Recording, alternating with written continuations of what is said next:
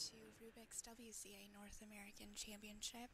We are coming to you live from Minneapolis, Minnesota this morning, where we are starting off first thing in the morning with 4x4 blindfolded. My name is Alyssa Esperez. This is famously an event where we need to keep very quiet, so we're just going to set the stage for you all and then leave you to watch for blind.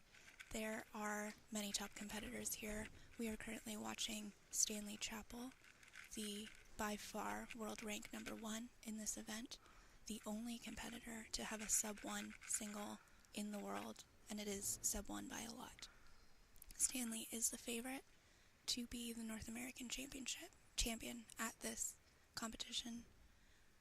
The top of this psych sheet is rounded out by Tommy Cherry, Elliot Kobolonsky, Charlie Eggins, and Graham Siggins, so we will be looking for all of those competitors. Keep your eyes on them as we look to crown our North American champion and podium for 4x4 blindfolded. Alright, enjoy this event, and we will see you later.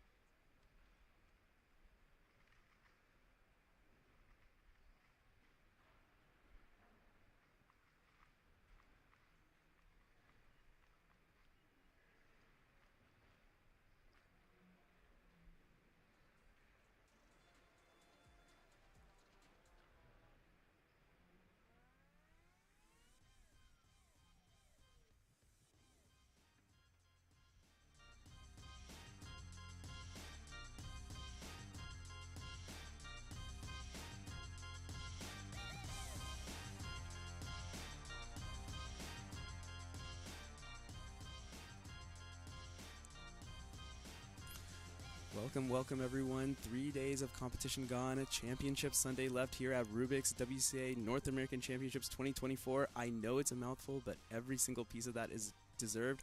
I'm here with board chair Ethan Pride. How's it going, Ethan? It's great. It's great to be here and see all of the preparation that's gone into it, come to fruition and see everyone here enjoying themselves. Yeah, exactly. It's been an absolute blast. We just saw a really exciting four-blind round that we will recap for you later.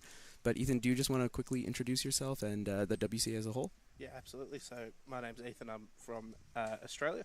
I've been part of the WCA board for 5 years now. So we lead the organisation of volunteers through direction, where the organisation's going, how we can improve it. Overall, we are off the general competitions, but improving the overall how WCA runs.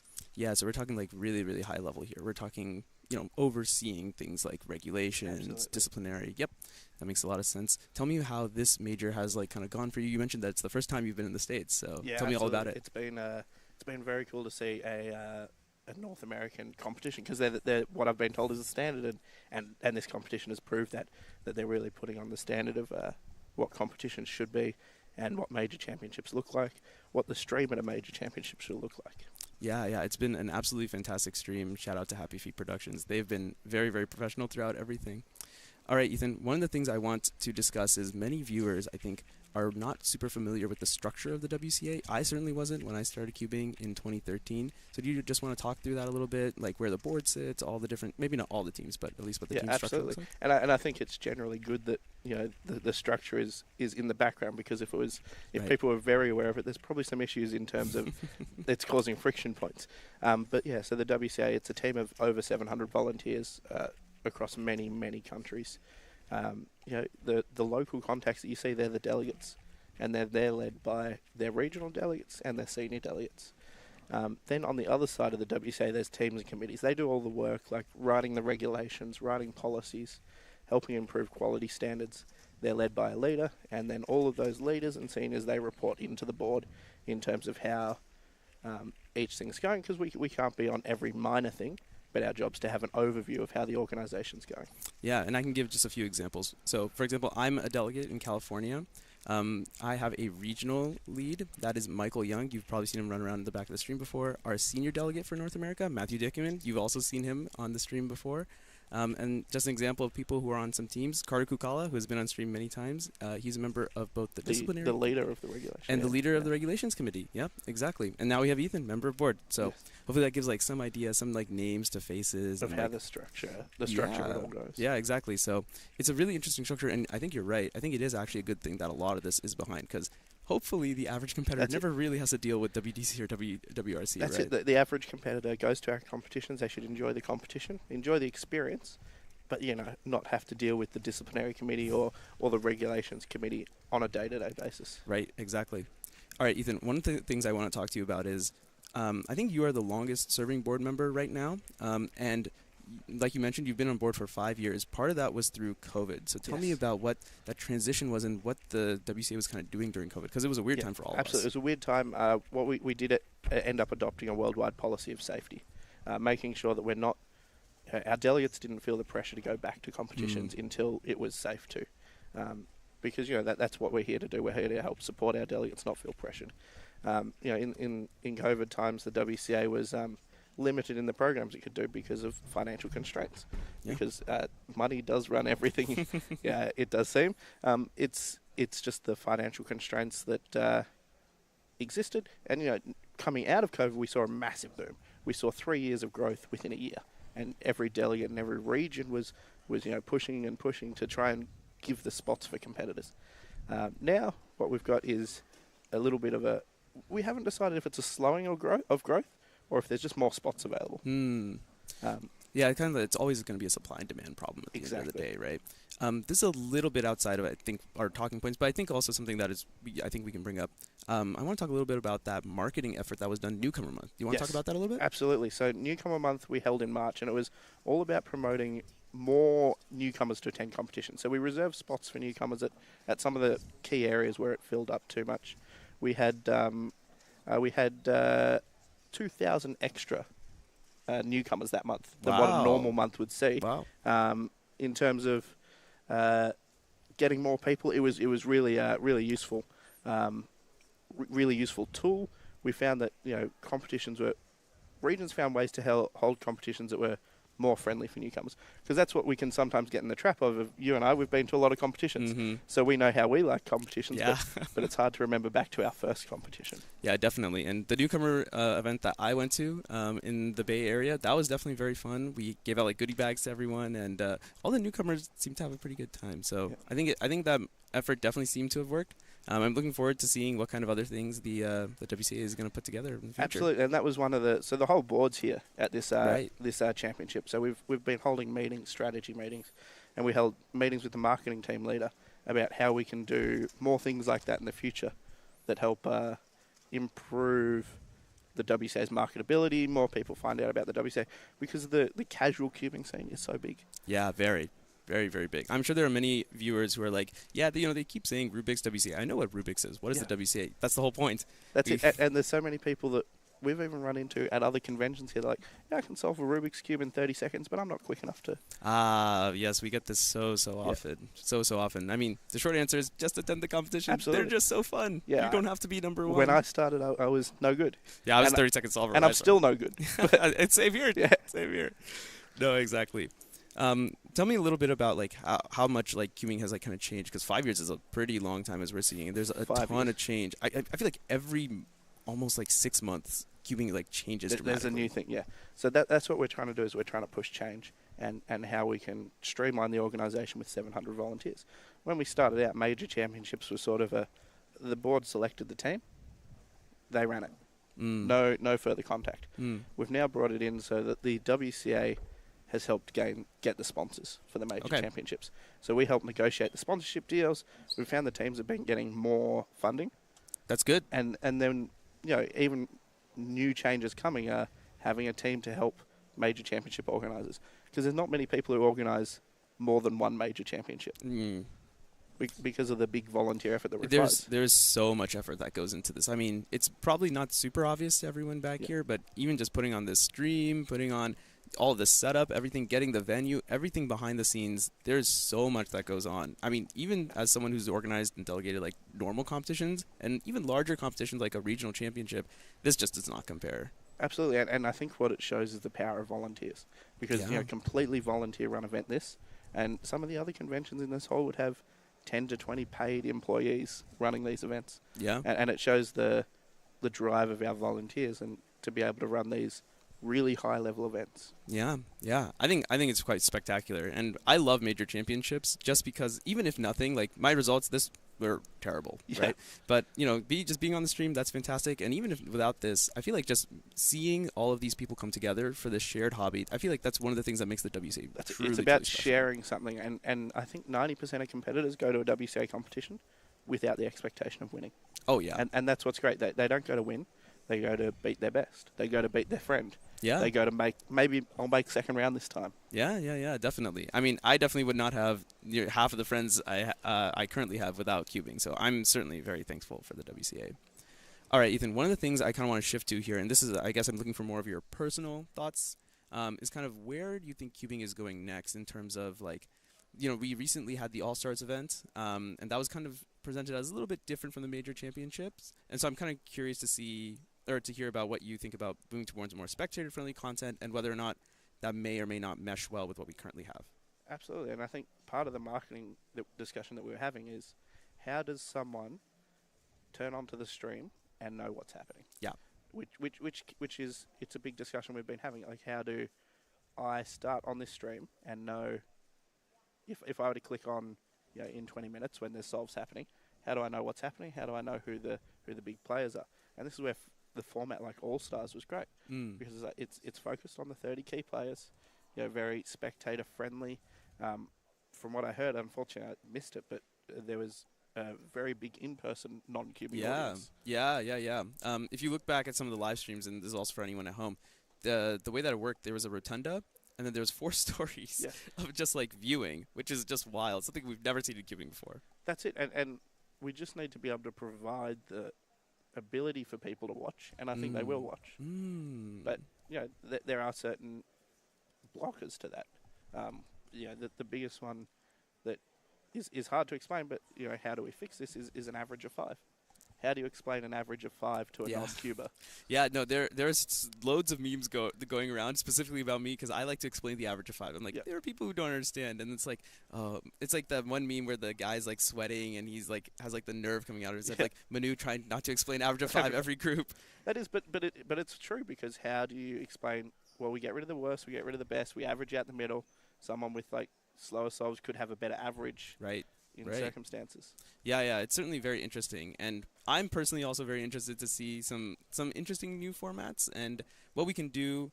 I think All Stars was really cool because nothing out of it was like particularly outside of what we currently do. Everything is part of the current regulations, and I thought it was fantastic. It was a great event, so I'm really curious to see how even making some slight tweaks may enhance that experience even further without ruining the experience for everyone else. That is. That's it, and I think there is still value in these major championships of having 800-900 people in the same room sharing the same hobby.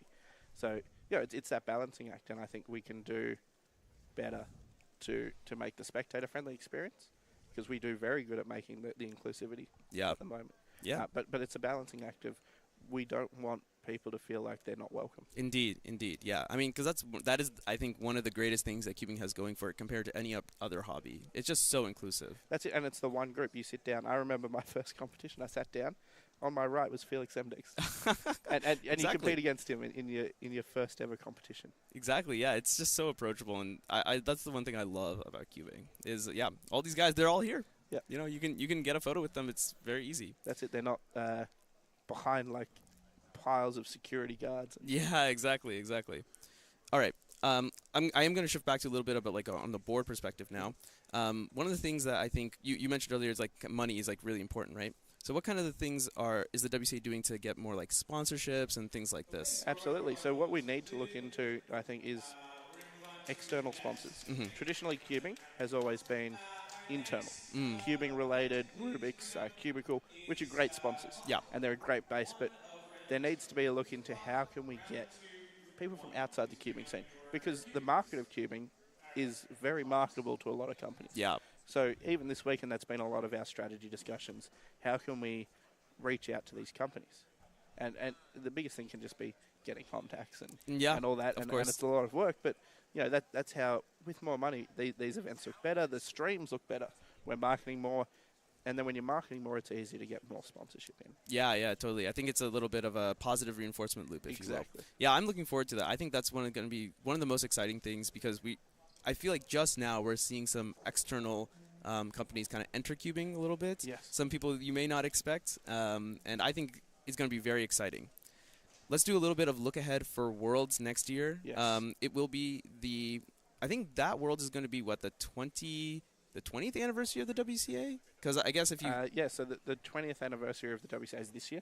Oh, it's this year? Okay. This year. Yeah, but I think it'll be It'll be the first Worlds for the first Worlds after the 20th We can market it as a 20th anniversary. Exactly. So there'll be some marketing around the 20th anniversary, but Worlds next year is going to be massive. Yeah. 2,000 competitors. So double the size of this.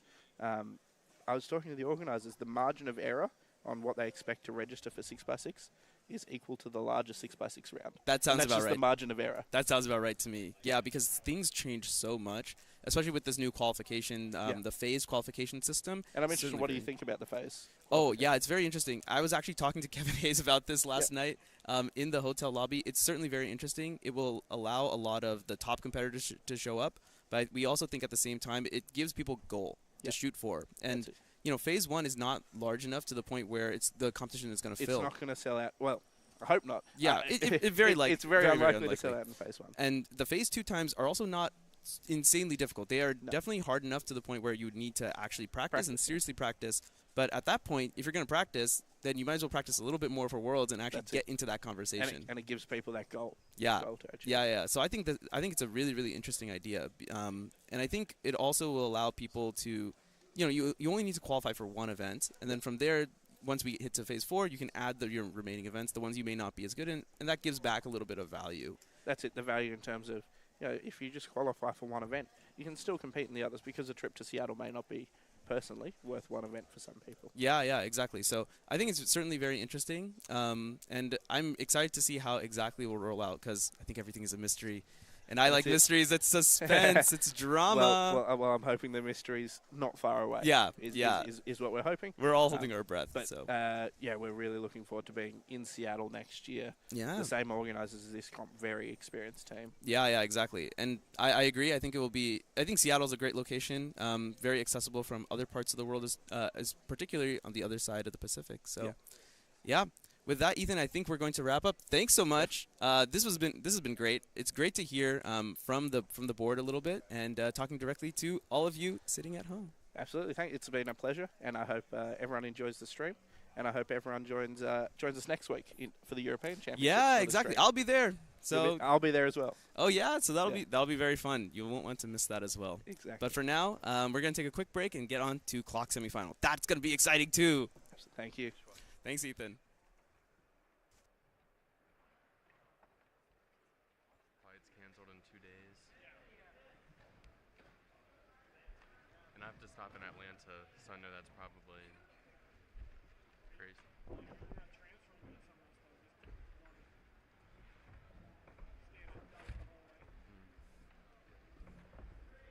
Hello.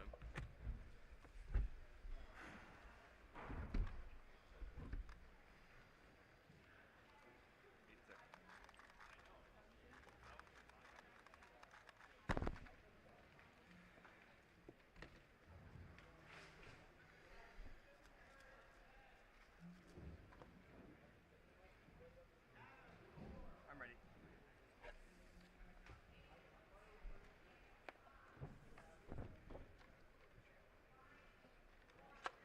Eight seconds.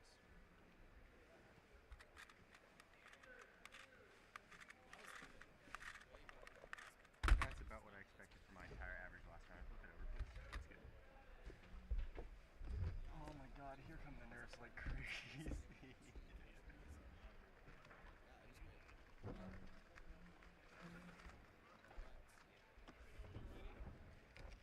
I'm ready.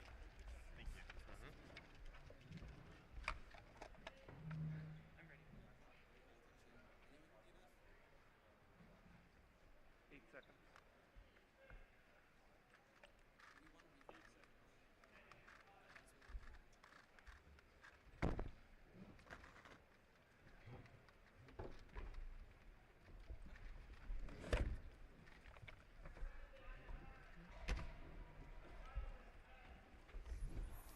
All right, everyone, welcome back. Hope you enjoyed that interview with Ethan Pride to start us off here at NAC Day 4 Championship Sunday. Kevin, how are you feeling? We were talking about this in the lobby yesterday. We were getting hyped. Are you hyped? I'm so Yeah, hyped. let's go. The energy we had at the end of the last night, just for like that 45 minutes, that is the whole Exactly, day. Except exactly. even more. Exactly. There's so much to go on here. We're on clock semifinal right now. Now, clock used to be one of the worst events in the WCA. Yeah. It was awful to run. It was so slow. It was terrible. All the hardware was terrible. Everything is different now. Oh, clock has gone through the biggest revolution on, like, it's actually thrown off how to, like, generate qualification times. Because the world has gotten so fast to clock so quickly with the entire method change and the hardware that what was good 6 months ago is peanuts now. Yeah, exactly. I mean, so I used to be a clock top 200 solver. It was my only claim to fame. Now I'm absolutely washed because these guys are just completely doing something completely different. We used to flip the clock over. So you'll look at this puzzle here. It's a weird puzzle. Some people don't think it doesn't belong in the WCA. We will save that conversation for another day. There are two sides to this clock. You need to get all of the clocks up to 12 o'clock. We used to flip the clock over to do this. Competitors now, they are making moves on the front and back. They didn't need to flip the clock. Yeah, it's a completely, they memorized the entire clock beforehand. The clock faces on the back and the front are not independent. Right. But they are related, but they are not. It's not a mirror image. It is required to solve the back separately, and you do have to memorize the entire thing if you want to do that. Yeah, the mechanism is very weird. It takes a bit of time to understand how the mechanism exactly works. But once you do, it's actually not a very difficult puzzle. Clock is one of the only puzzles that actually, if you do like one move then the other move and reverse the order, you actually get the same result. So because of that, that's what they're taking advantage of here in order to be able to move the front and back at the same time. As you see right here, we have a DNF because, as you said, they do not flip the clock over. Turning the clock over takes, even if there's no moves to be done, which there would never be because they always do memorize. If you want to check, that's going to take a certain amount of time. There's no margin for error in this event. There's zero margin for error. It is so tight. I mean, if you are there is okay, so top 20 are going to make finals, which after first round is 4.72 projection, and the really top guys are getting mid threes. If you do have a DNF on one of the solves and you are counting 2 low threes already, on that last one, if you're really top solver, you do have time to check real quick and make sure you're not going to get a DNF. But it's almost like, what, if you turn it over and it's off, then you still have to fix it. Then you have to fix it. You might as well take the DNF at that point. Might as well, like, it's less about, like, you have time to check, but do you have time to check and fix it? Probably not. Yeah. So, but their accuracy rate is at this level is almost 100%. It just has to be that high. But the thing is, you're going to see people are still going to DNF just because of the nerves. Stanley Chappell very famously said that clock is one of the hardest events simply because there are no +2s. There is actually no margin for error. If your finger goes just one tick too far, you may as well not have started. Oh, yeah. It's not like a 3x3 where there's 360 degrees and 90 of them are, or you need 46 of them to have a +2. Right. It's 360 degrees and you need like 30 of them. You need 30. 30 of them. You need 30 of them for a +2. And these clocks are loose. They spin fast. They and do. Just that little bit dial they do. is. Yeah.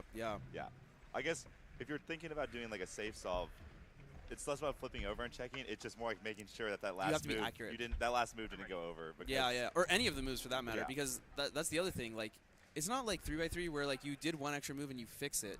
You're just gonna go. Right? And especially if you're doing moves on the back, if you do one tick too much, you can't even see it a lot of the time. 12 seconds. You just have to kind of trust and know that, like, you know, you did the right number of turns there. Okay. The other thing that you'll see that has changed, as we saw Ben Tibbetts here. Ben is not in the good spot. He had a DNF already, and then that's a rough solve. I think once you have that DNF, the nerves are. Oh my goodness! To start off with, clock is one of the nerviest events. Also, I mean, yeah, his PB of 4.90 is not even projected to final, so like. Even if, at that point, if you get DNF, it doesn't even matter. You just have to go full throttle. Yeah, you just have to go, like, because there's nothing else you can do. You have to make finals in order to have any chance of winning. If you don't make finals, then well, it doesn't matter. Well, it almost doesn't matter, right? At least in terms of getting onto that podium. It kind of depends on your mindset. Where like there is. If finals is more of a pipe dream for you and not a realistic goal, getting 30th versus getting 40th is an improvement. Yeah, definitely. It kind of the mindset changes a little bit as you get faster, where like you are expected to finals, you are actually trying to get a top 3 finish. Where like if you don't do well, they're the same thing. It's all the same. Whoever got like, you know, 100th place going into this is like probably chilling. They're gonna have a good time. Not necessarily most likely to make it into finals anyway. So 100th place. Speaking of Max Shaw, Max Shaw. That's funny. Still the all-rounder in him. He clutched it out, right? He had a DNF on the second solve. Oh my goodness. So he did clutch it out. Yeah, so he did. Yeah. I don't know. He's definitely. As we interviewed him yesterday, like his focus. He knows where his focus is. Yeah. He likes doing the other events, gets him some good comfortability, especially like today. It's gonna be a long day. For him, he's going to be in a lot of stuff. He's going to be in a lot. He's going to try and make 3x3 finals for sure. Get to that 5 average in round 1. It's a good way to start with an event that, especially you're just happy to be here as a 100th seed. So might as well compete, right? Oh yeah, it gets the blood flowing. You get used to this That's scenario. a good point. Yeah. I think it's a great idea. Like you don't have to like the exhaustion of competing in so many events really comes from less the physical act of walking up and doing it, and more of the mental preparation and the practice. And if you're just doing it to get the reps in, you don't need to do it. Did I mess it up? I'm sorry. Yeah, we see here. Yeah, this competitor had to flip over and check. Seems like this competitor is Ryan, and they did notice that it was one tick off. You know, a lot of times you just take that and it's like, okay, whatever, next solve. But this one, double DNF is over. Your average is actually over. To be fair, a 13 is might probably well be a DNF. over. You're not counting a 13. Yeah, a 13 is also probably over. Like as we mentioned earlier, like he flipped it over and instantly noticed it was wrong, and so that took very little time. But then fixing took a long time. So it was almost like 8 seconds. Kind of what was the point? Yeah, so there are actually a variety of these no-flip methods that people use. This is Eddie. Eddie is a very good clock solver. Eddie's in finals guaranteed now. His worst possible is going to be mid 4. Yeah. Or low 4. So he's definitely safe because 20th seed in the first round is 4.7. I think that's going to go up. It'll be slower. It is early. I think it'll be slower just because the nerves on this event, man. Also, historically, you could look at literally every championship ever. The first speed event on Sunday morning is slow. Yeah. It is like a guarantee. Yeah. So it depends on like kind of things wrapped up at a reasonable hour last night. People weren't out super late, but it just kind of rolling in. Just got up. No one. I'd recommend like if you are like maybe the blind guys do this because their events are in the morning. Like to practice, you should wake up and instantly like 1 hour later start trying to hit your PBs like right from the get-go. Yeah, I mean it's such a quick turnaround, right? Yeah. As we said, Dilshan here from Canada. He's going to be vying for that North American podium. 335 official PR average, 272 official single.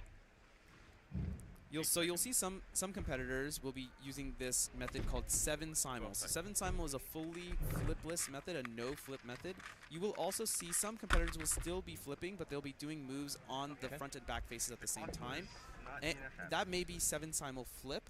There are also many varieties of 7 simul, and you know it's pretty tough to be able to know without previous knowledge which one all the competitors are using.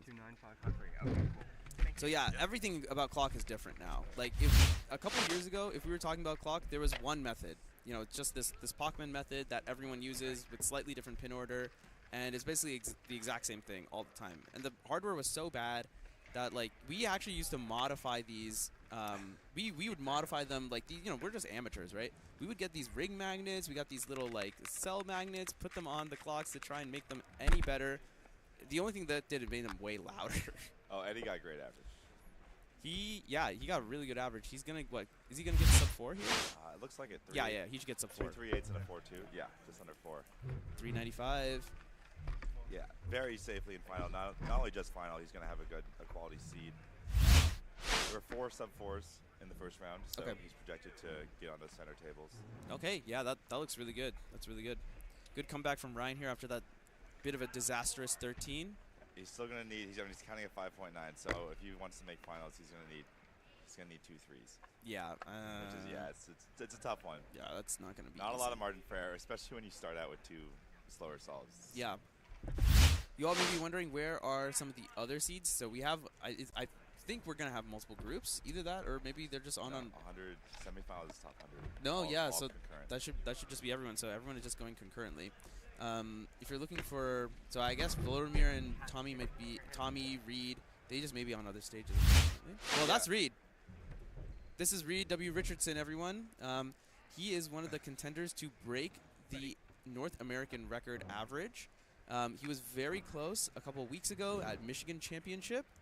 I saw him in the hotel lobby. I'm like, Reed, I'm rooting for you. He's like, how do you know me? I'm like, dude, you're gonna break the NAR this weekend. He's like, yeah, I'm gonna do it. So here we go. I can't imagine it will be this average. He's probably just looking to make finals. Looks a little. He flipped. Oh, but he likes that. 409. I have a feeling we've missed a couple solves that add to his nervousness because he seemed a little shaky. And he's looking at his scorecard. Yeah. I think that was probably his last solve. Okay. He was kind of. That's the reaction of a man who just did not guff it. Just secured the final spot. That's good. Worried, yeah. I mean like we said, that is one of the most important things. The records, you have multiple chances for records, but Dilshan here, I wonder if he knew that he made a mistake, because as soon as he flipped, he like knew exactly what to do. Someone in the chat, you can also correct us here. Okay, so it looks like Volodymyr just DNF'd 224 solve, supposedly. That's insane.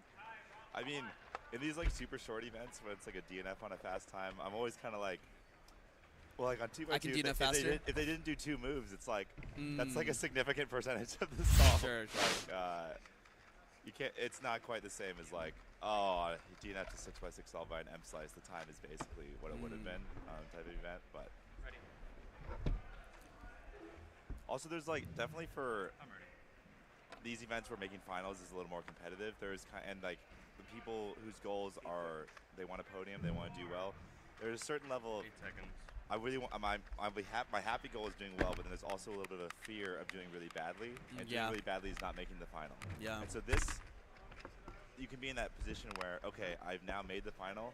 There's no longer any chance of that disaster happening. Yeah. And a lot of the relief is off for the final. Yeah. The semifinals can actually be a little more stressful Definitely. in a scenario where Definitely. you're probably like in that range of like 5th to 7th seed. Yeah. Where you're not guaranteed, and it's also making the podium isn't an expectation. It's just it would be a fun surprise. Yeah, yeah. No, exactly. I mean, and we're just going to see that over and over again today. Like, after this, we have OH semi. I'm sure the competitors are going to be feeling the same thing. 4x4 semis, Pura semis, Cube semi. Like it's just back-to-back action today. We got some high variants. OH and 4x4 are both like very high variants. Like OH is always higher variants than I feel like you'd think. 4x4 is just, I mean, everyone says their prayers to the parity gods before the event starts. Yeah, exactly. It's, I mean, like obviously at the high level, like the high level guys are, you can get double parry 21s type of thing. But like, there's people on the fringe. Yeah, there will be someone that gets in because they got a Bill Wank style 2 out of 10 parodies. Yeah, maybe. Well, that's actually a PR single for Caleb Chen, just randomly on the stream here. Not sure what his remaining average is, but I mean, good job to Caleb. That's great. Always great to break a PR. You can also hear right now that they are calling up OH semifinals, so that will get started shortly as well. Kevin and I will remain on for that. Yeah, we're going to have, we're finishing up clock. Everyone should be on their... Didn't start the timer. All right. No way, I didn't start the timer. I wonder if there's, because obviously we switched to Gen 5 a couple years ago, and the Gen 5s have a slightly longer activation time. They do. Maybe there's there seems to be a slight lag. I've noticed a lot of not starting the timer, which it just seems a little surprising. It's because there's a lag of people getting used to, fully used to the 0.5. But right. You gotta see that green light. Yeah, exactly. You'll see here as Dilshan gets going. He waits for that green light to get started. He barely waited. Like that's nice, all just great natural. Solve, 2.9. Yeah, 2.9 looked very smooth. Didn't need to like return. Didn't overshoot either. Yeah, but also like that green light was on. Look at this right. Look here. At this. It's slow mo. That was just. It was on for maybe a couple frames. I know, like. These guys are not, also they're not pushing 15 seconds on inspection. There's tons of time. Yeah. You can afford a quarter of a second to validate that green light's on before you start your solve.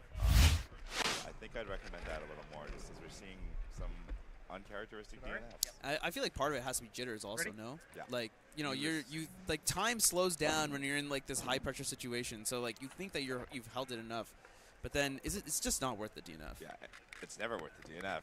And you really just, you want to start the solve as fast as you can, like the whole thing. And then, you just forget to start the timer. Yeah. All right, so we're going to be having results today are going to be moving in pretty quickly from our live results team, but we're not going to be able to get the instant live results until we have finals later. But we'll be keeping you updated on cutoffs for finals as we go along through the day. Yeah, Ryan on his last solve here. He has a really bad WPA. He's going to want to avoid that. If he gets his BPA, he's not going to BPA. Okay. Yeah, 599. That's definitely going to do it. Yeah, it's going to count. 5-0, as we were talking, because it is the early round. That might be slower in first round. Might have had a chance, but that's definitely 5-5s on the outside looking in. Ready?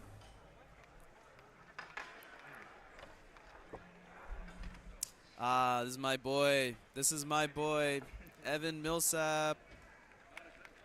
He's actually not a 7 simul solver at all. He's actually just completely flipped. He messed up pretty badly there. Yeah. Looks like he's locked up. Yeah, what did that happen on stream? Why did my one bad solve sometimes that's just what happens, man. We love the live commentary. I love the chatter. Yeah. I love the chatter. But yeah, I mean, this is Evan. He's one of my boys. He just said it was our fault. Okay, I'm sorry. But yeah, uniquely he was. Yeah, he just does normal flip, just the same method that we've been using for decades at this point. He's just fast at it. Oh, we have one more solve from. Oh, Dilshan has one more? Yeah. Okay. Cool. I think some people got really far ahead, looks like. Yeah. Some people like got pushed up really quickly. Well, and also like is that Ryan? Now there's Ryan Pilot on the other stage, so. I know they are moving very quick. Like the rounds are going to bleed together today. They're flying through things. Man, based on the reaction, it has to be a DNF, right? So they're not. we got Ryan. Dilshan's still getting ready for his last solve.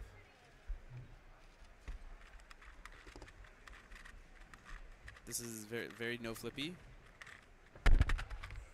622 from DNF. Ryan. Dude, yikes. I mean, he was. I feel like he was really nervous and shaky on that. Yeah. Also, yeah, incorrect solution. I've also noticed that, like, you know how, so, like, a lot of people are like, oh no, I'm on the stream station all of a sudden, and they don't like it. The super top guys, like Dylan Miller, was like, you only got one of my solves on stream. Like, they want to be on the stream station. They want that. They want the crowd. They want the pressure. The pressure, yeah. They thrive in that. Yeah, some people are just diamonds made under pressure type of people. So, not sure what happened. I guess they just wanted to take the DNF here, maybe? Okay. Oh boy. All right, Okay. everyone. We are in for it now. All right. If you were on this, if you put us on the second monitor, no. You gotta bring us back. Max Park, up to do not clock, OH. If Max did clock, I would be very surprised. Yeah, we are now in semifinals for one of the premier events. One-handed Max Park. I pull up the results in the second round, first round. You can see his official results there. WR2 for a single and average. Was the world record average holder until very recently. And single world record holder. Mm-hmm. Cool, good start. Nice 6-move T.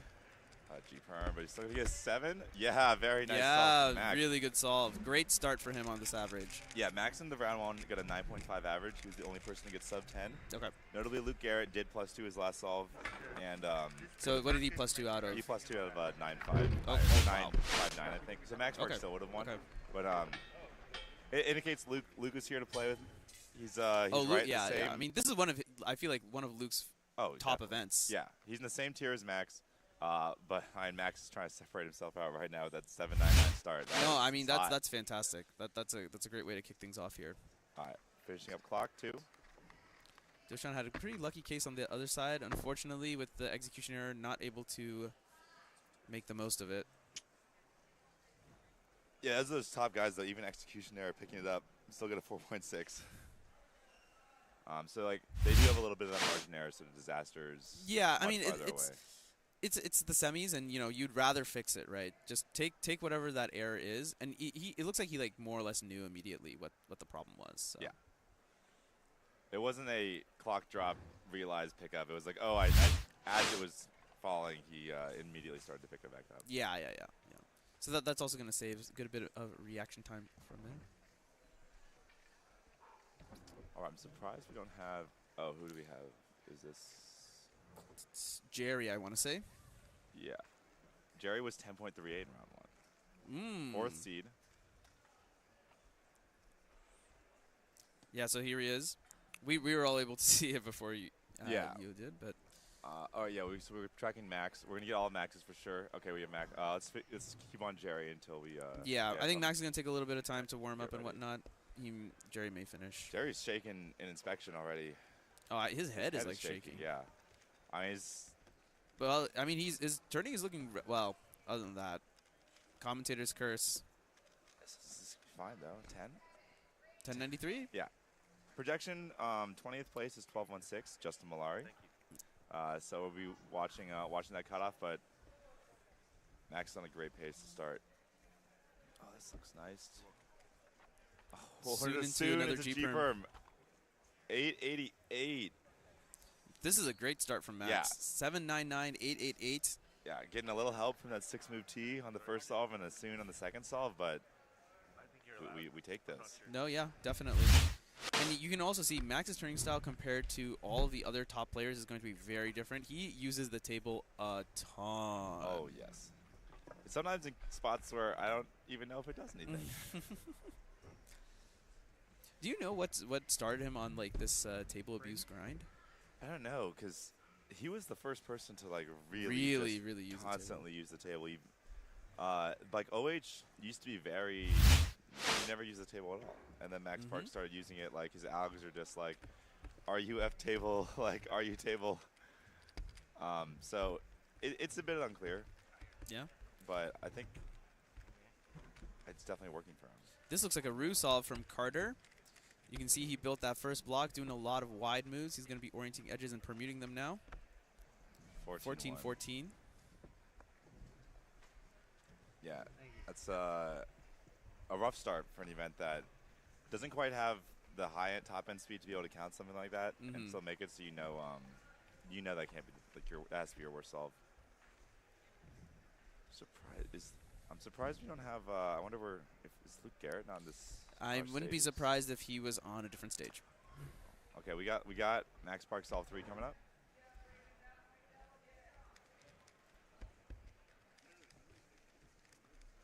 All right, this solve, we get another 8 here. We're in business. Yeah, we're really cooking here. 799. Oh, we have Luke Garrett too on camera too. Awesome. Oh, so okay, nice. Maybe we missed one solve of his. It'd be odd if Max was on 3 and he was on 1, but we'll track him as well. Max will be on first. Well, it's probably maybe late submission also. Yeah. Oh yeah, a lot of these, especially the morning events, they're like groggy. Let's push it a little bit. I need to do a couple more solves. All right, here's Max. All right, Max. The cube didn't like lift off the table until 2 seconds in. Oh my, ZBL ZB 7 or an 8. Rough ZBL execution. Yeah, just so long. Man. That was a 2.5. Which one was ZBL that? Execution. It was not the U case. It was a T case. Yeah. Let's get if we can get a replay of Max's solve after Luke Garrett's solve, that'd be awesome. And yeah, Luke one of the best. I mean, just so good at so many events. Also, we were disappointed in Max's solve there because the potential, but he just locked himself into an 8-second average. Yeah. Oh yeah. Oh no, sorry, he'd only done 3 solves. I mean, it's very unlikely that he's. I mean, he would need to like count what, like a 12 at this point. Oh, to get an 8-second average. He's gonna. Sorry. Yeah. Okay, Luke's starting out quite slow, 11-0, but for him, it's obvious. Oh, this is the Max replay. Yeah, so let's see what kind of ZB he had here at the very end. Oh my, it's ZB at he's at 5.7 on the ZBLL. This is it's a 2GLL. That's actually a good looking alg. Yeah, it's a 2G. He got 2GLL at 5.7. He did take some time to recognize. He ended up doing U prime, both with pauses after. So yeah, ended up costing him a little bit there. Rough execution on top of the rough recognition, because there's a lot of potential there in that one. Thank you. Yeah, that's completely 2-gen. Wow, that's if nothing I've learned from this competition, there's so much ZB. If Max is doing ZB, right? There's so much ZB around. I gotta learn more. Oh, ZB used to be this like mythical thing. Yeah, that, like, only Anthony Brooks knew. Only Anthony Brooks knew. Oh, you had to be a robot if it was like applicable, and now like, just like everyone knows like 70% of the ZB cases. Yeah, that's just absurd. And like even the ones they don't know, they're like, oh, that's because like you just do soon, and then the PLL that's good, right? And you know which PLL you're getting. It's like a prediction type thing. Yeah. All right, Max all 4 is on deck. We have. Jerry got a not very good solve. He's counting 888 919 right now. He can lock in, and 8.9 will lock him into an 8-second average. Yeah, that sounds right to me. And then, I mean, it's amazing that like he cannot he'd need like 2 6s to get the world record average, but no matter who you are, you're happy with an 8-second average for sure. So. I mean, yeah. 8 seconds. Max is such an interesting character. Semifinals of all places. His OH consistency in these big events has been. Like I feel like a little under the radar. He's always in it. Oh wow. This is gonna be a 9. That was very smooth. Yeah. Let's see what he's got. 869 BPA, 922 WP. I mean, 922. He's gonna end up as number 1 seed just going into finals. Yeah, I mean, we only have one solve of Luke so far, so obviously he is capable of beating Max. But we start with an 11. It's semifinals. Probably thinking like, let's just make sure we make the final. Yeah, he's probably. I feel like he might be thinking 9-9, but it's not necessary at least. Oh no, I mean these guys all want a PB on every round, but there is a little bit of that. Okay, U-perm. Oh no, it's our 10:30. Let's do Max. All right, 10.3 for Luke, so that's counting. So. Still, if he descends, he can easily get a sub 10 average. Yeah, but now instead of 9-9, we're talking like 8-9. Yeah, so this is Max's most recent solve. This one was much smoother, but it's way more moves. Yep.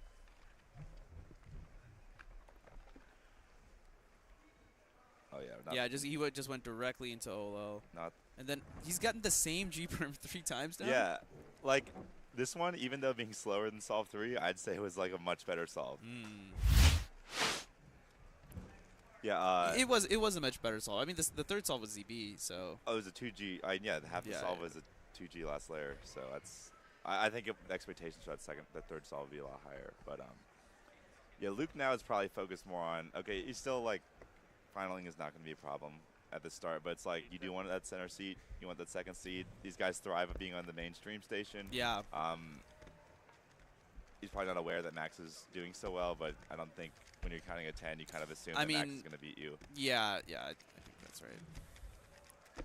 And I'm sure he's also just like, if I do well, Max is going to do well. I mean, they're getting the same scrambles after all, right? So. Yeah, but I don't know how, like, there's a lot of execution that's going into this. That's a good point. That's a good point. Yeah, execution is very different. All right, Max Park needs 8.9 for an 8-second average, 869 BPA.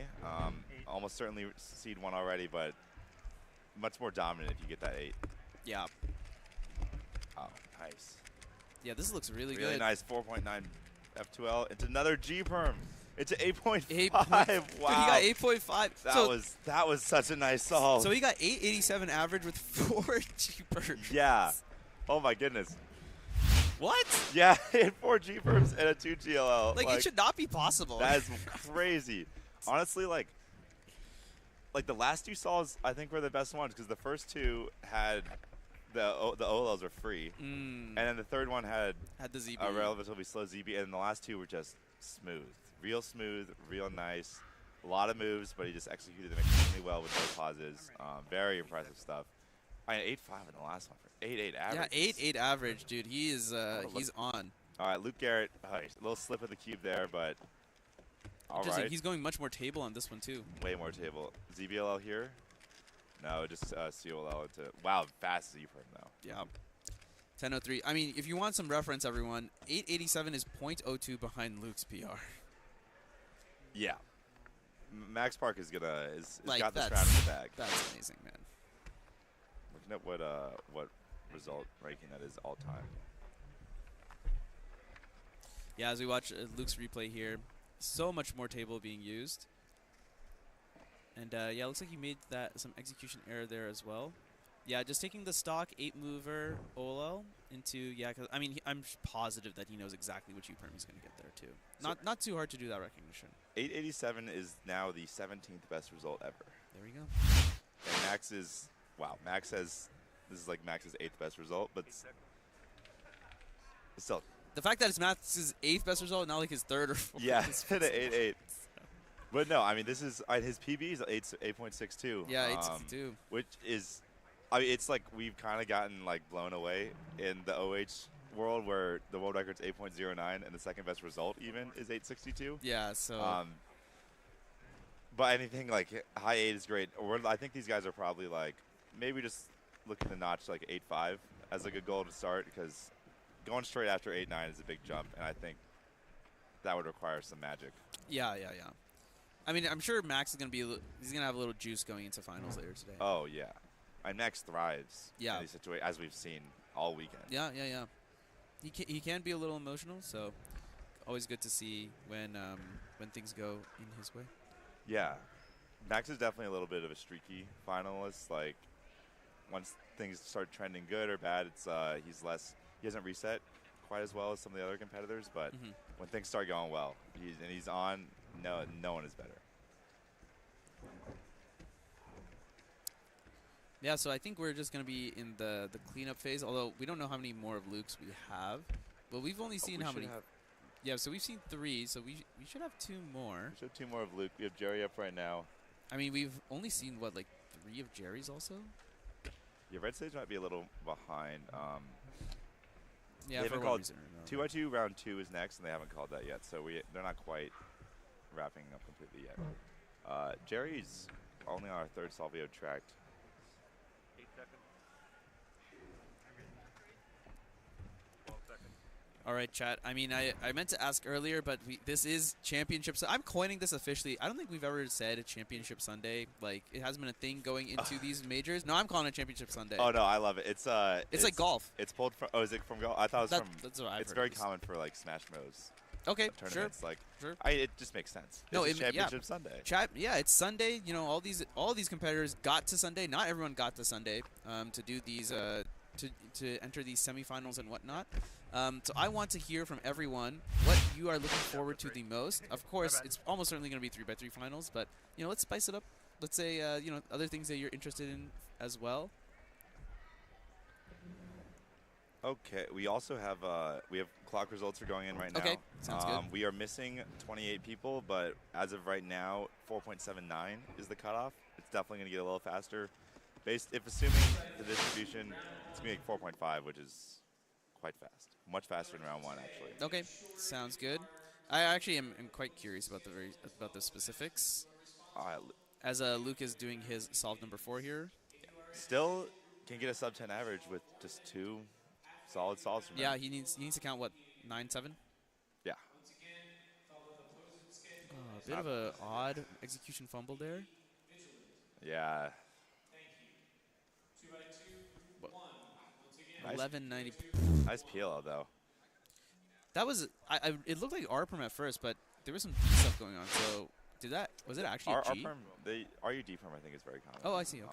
Especially one-handed. Yeah, F2L there, which cross plus F2L was just really rough. There was so many moves, and yeah, this was a long solution. Yeah. Oh, this Olo is a lot of moves too. I guess not really. Yeah. Bad R perm. Bad R. Bad R perm. Bad R is RUD. 1190. Yeah, I mean RUD is like relatively popular for OH because you can rotate it and then it turns into RUL. Much easier situation to deal with as opposed to trying to do RUD. 12 seconds. Or even doing RUF. Carter's inspecting that cube like his life depends on it. It's a lot of rotation. He got a 23, so I don't think he wants to repeat that. I know, just the intensity of the inspection is kind of interesting. So yeah, we should have one more solve from Luke. I don't know. We do have a now that 2x2 round 1 is starting, or round 2 is starting, we have a special solve from our lead organizer. I think Alyssa. I think we should just go ahead and swap. Okay. Yeah. We're gonna swap real fast. Then we'll bring you right back to the action. Yeah. All right. See you guys soon.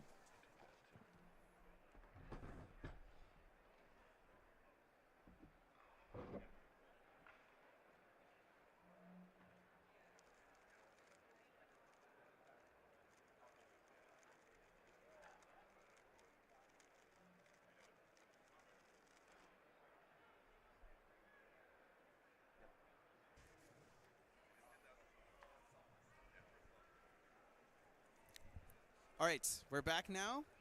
Alyssa has swapped in for Kevin. Hello, Alyssa. Hello. Exciting day. Oh my goodness, it's already been very exciting. We will cover this in the recap shortly. But yeah, 4-blind was very exciting. Max just got us started off with a great 3x3 OH average. Clock semifinals was interesting as well. So a lot of stuff to recap and a lot of stuff going into our finals block. I mean, well, we're going to have a big semifinals block after 2x2 round 2. Yep. And then from there, we're just going to have finals after lunch. Deep breaths for sure. It already started out with the day started with a final that was much closer than anyone expected way it closer, to be. yeah. And if that's a taste for what's to come, it's going to be an exciting day. Oh my goodness! Yeah, let's go into it. We got our recap segment now. As 2x2. Well, actually, Luke has one more solve. Let's watch that one, and then we'll do our little recap.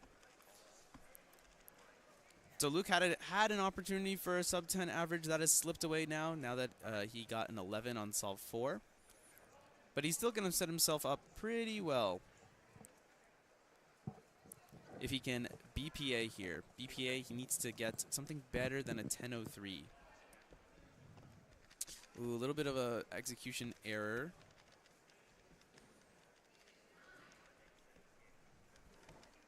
Ended up with what looked like a decent OLO. That was a long PLL, 11:43. So WPA, no, not WPA. Almost close. WPA, yeah. WPA, unfortunately. I think he's still going to get a sub 11 average. Yeah. 1094 is the average that we have tracked for him. After plus 2ing out of the second sub 10 average in round 1. Okay, we have a very exciting solve coming up here on red stage. All right, here we go. Here it is. This is Tim Reynolds, lead organizer of North American Championship and U.S. Nationals every year. And this is Tim Reynolds' 10,000th official solve. If he can get it, just solve the cube, Tim. Yeah! There it is. 305. That's a great looking solve. Big smile. Keon big in the back, very happy for his friend. Tim is not someone that, most competitors probably know. He's in the background. He's doing a ton of stuff. Loads and loads of stuff. Ended up with the CLL. Let's go, Tim. That was a quality solve there. Tim has done so much for the cubing community in the States and North America as a whole. He's written a lot of software, organized a lot of competitions, tons of back-breaking, back-end work. So to get to 10,000 solves, that is a special moment. That is special. That's very special. Every 1,000 milestone is so unique and so special. So. Yeah. All right. As we go on for the rest of 2x2, I believe you're going to see the top seeds actually compete later in the round. Yep. That way we can make sure that they all have the same scrambles. Shall we jump into our recap segment? Yeah, absolutely. Let's recap where we've been and where we're going. Yeah, so let's start off with events from this morning, 4x4 blindfolded final. So Stanley is like by far and away the best four-blinder in the world. He was almost 50 seconds ahead of he was almost 30 seconds ahead of the second place seed Tommy Cherry. But going into finals on Solve 2, he was actually behind Elliot Kobolensky from Canada by 5 seconds. We're seeing here. Yeah, so this is Stanley's last solve here. He needed to beat 125 in order to claim the title. So, and he didn't know this. He didn't know where Elliot was. I believe they were on different stages. They were on different stages. And he's doing this on like the main stage. That's a little bit different for four blind this year as compared to previous years. But he ended up getting 125 as well and won by half of a second over Elliot on Solve 3. Unfortunately, Elliot was not able to convert. DNF that. So bit of drama this morning. The clear leader had to kind of come from behind and clutch it out. Yeah, absolutely. I just talked to Elliot. Caught him to get his reaction, and he said, he's feeling great.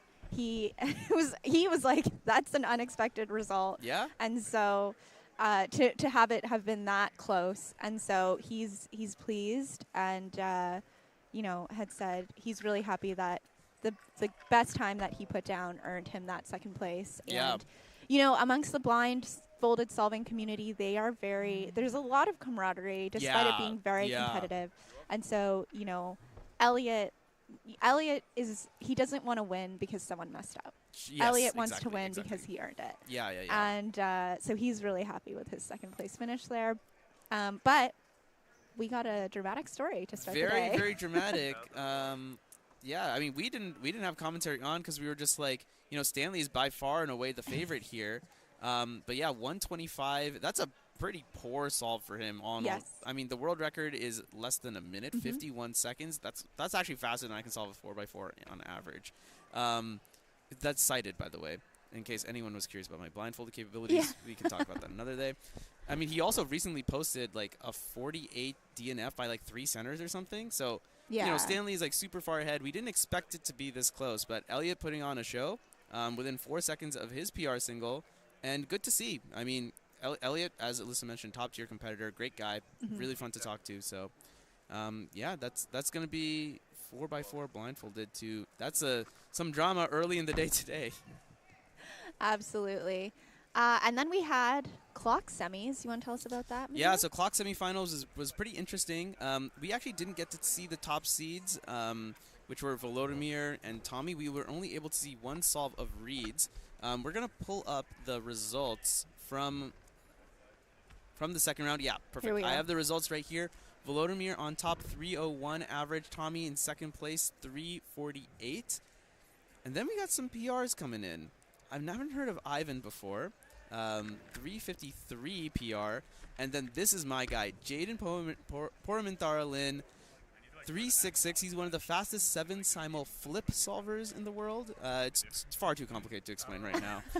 But he's my guy. He's from the Bay Area. Love it. Yeah, so glad to see him get a pretty good average here, making it into finals. 20 competitors made it into finals. Zaid Chaudhry from Australia ended up being that last spot, 453, knocking out Samir Agarwal from the Pacific Northwest. And yeah, we're going to see the finals very soon. Clock, a very, very, very interesting event.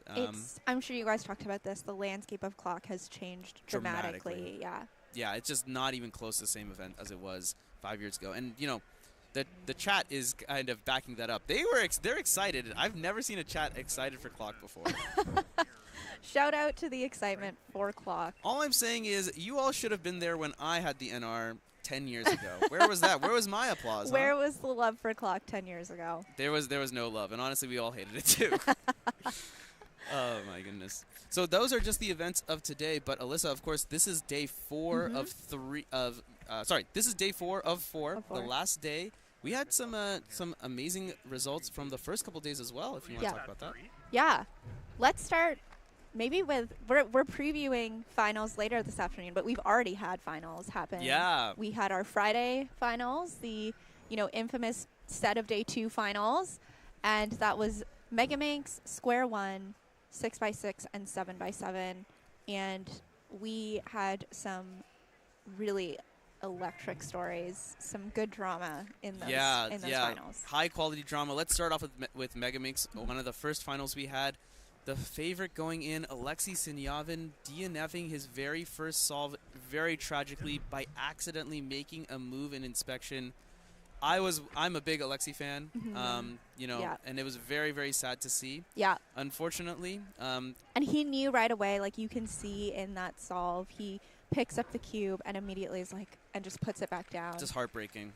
Turns to the judge.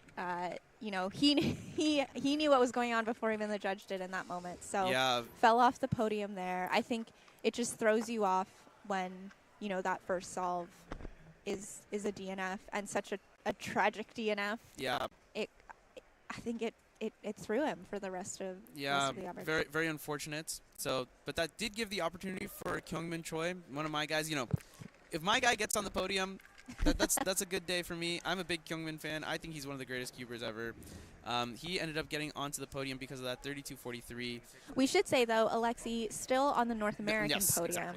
Exactly. Because Kyungmin, of course, represents Korea, which is not part of North America. So Alexei in that 4th place spot overall, but will be on the North American Championship podium. Yeah, so for Megaminx. At least he got that there. A little consolation. Do want to shout out Lucas Kuchai from Canada, the reigning Canadian champion in a Megaminx, getting an NR single and average here to clinch 2nd place.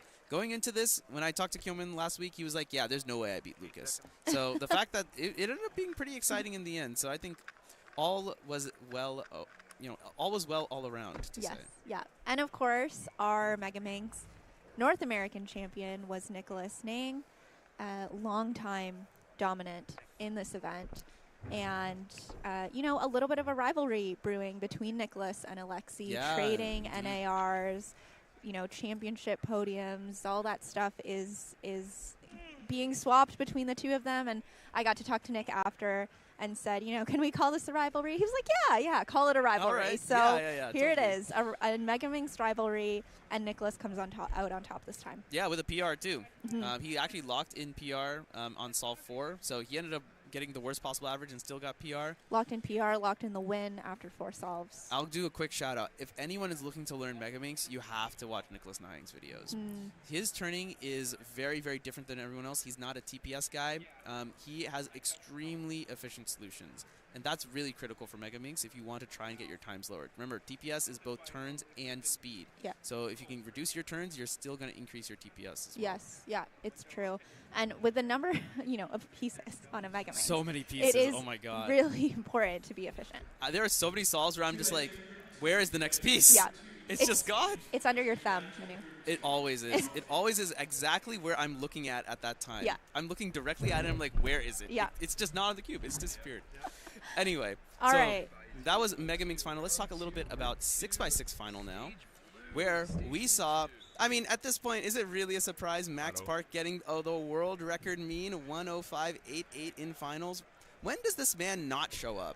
When does, does he get nervous?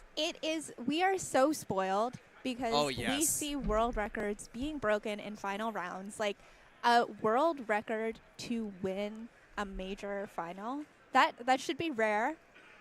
You all saw one already this weekend. Yeah. It was in our Friday finals.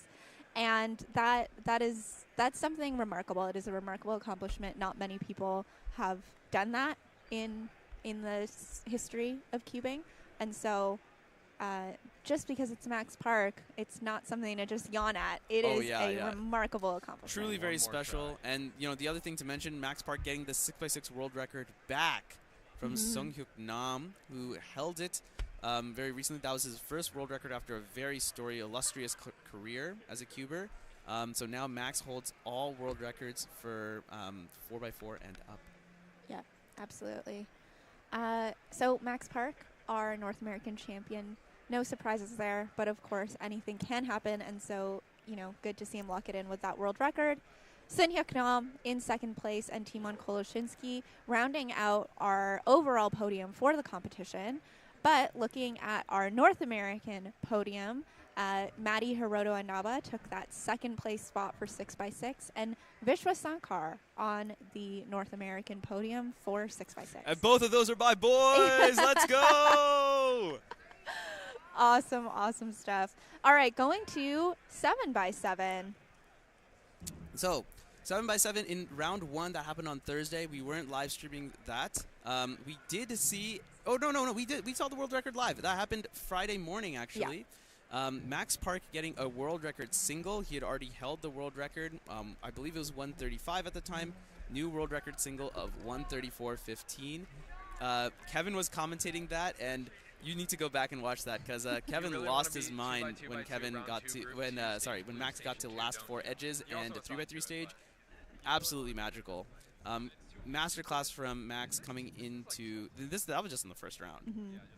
Yeah, and so once again, no surprises. Max Park, our North American champion, and also winning the competition. And so that's also something, again, that doesn't always happen. We have people from all over the world competing here at North American Championship, and so it is possible for the winner of the competition to not be the North American champion.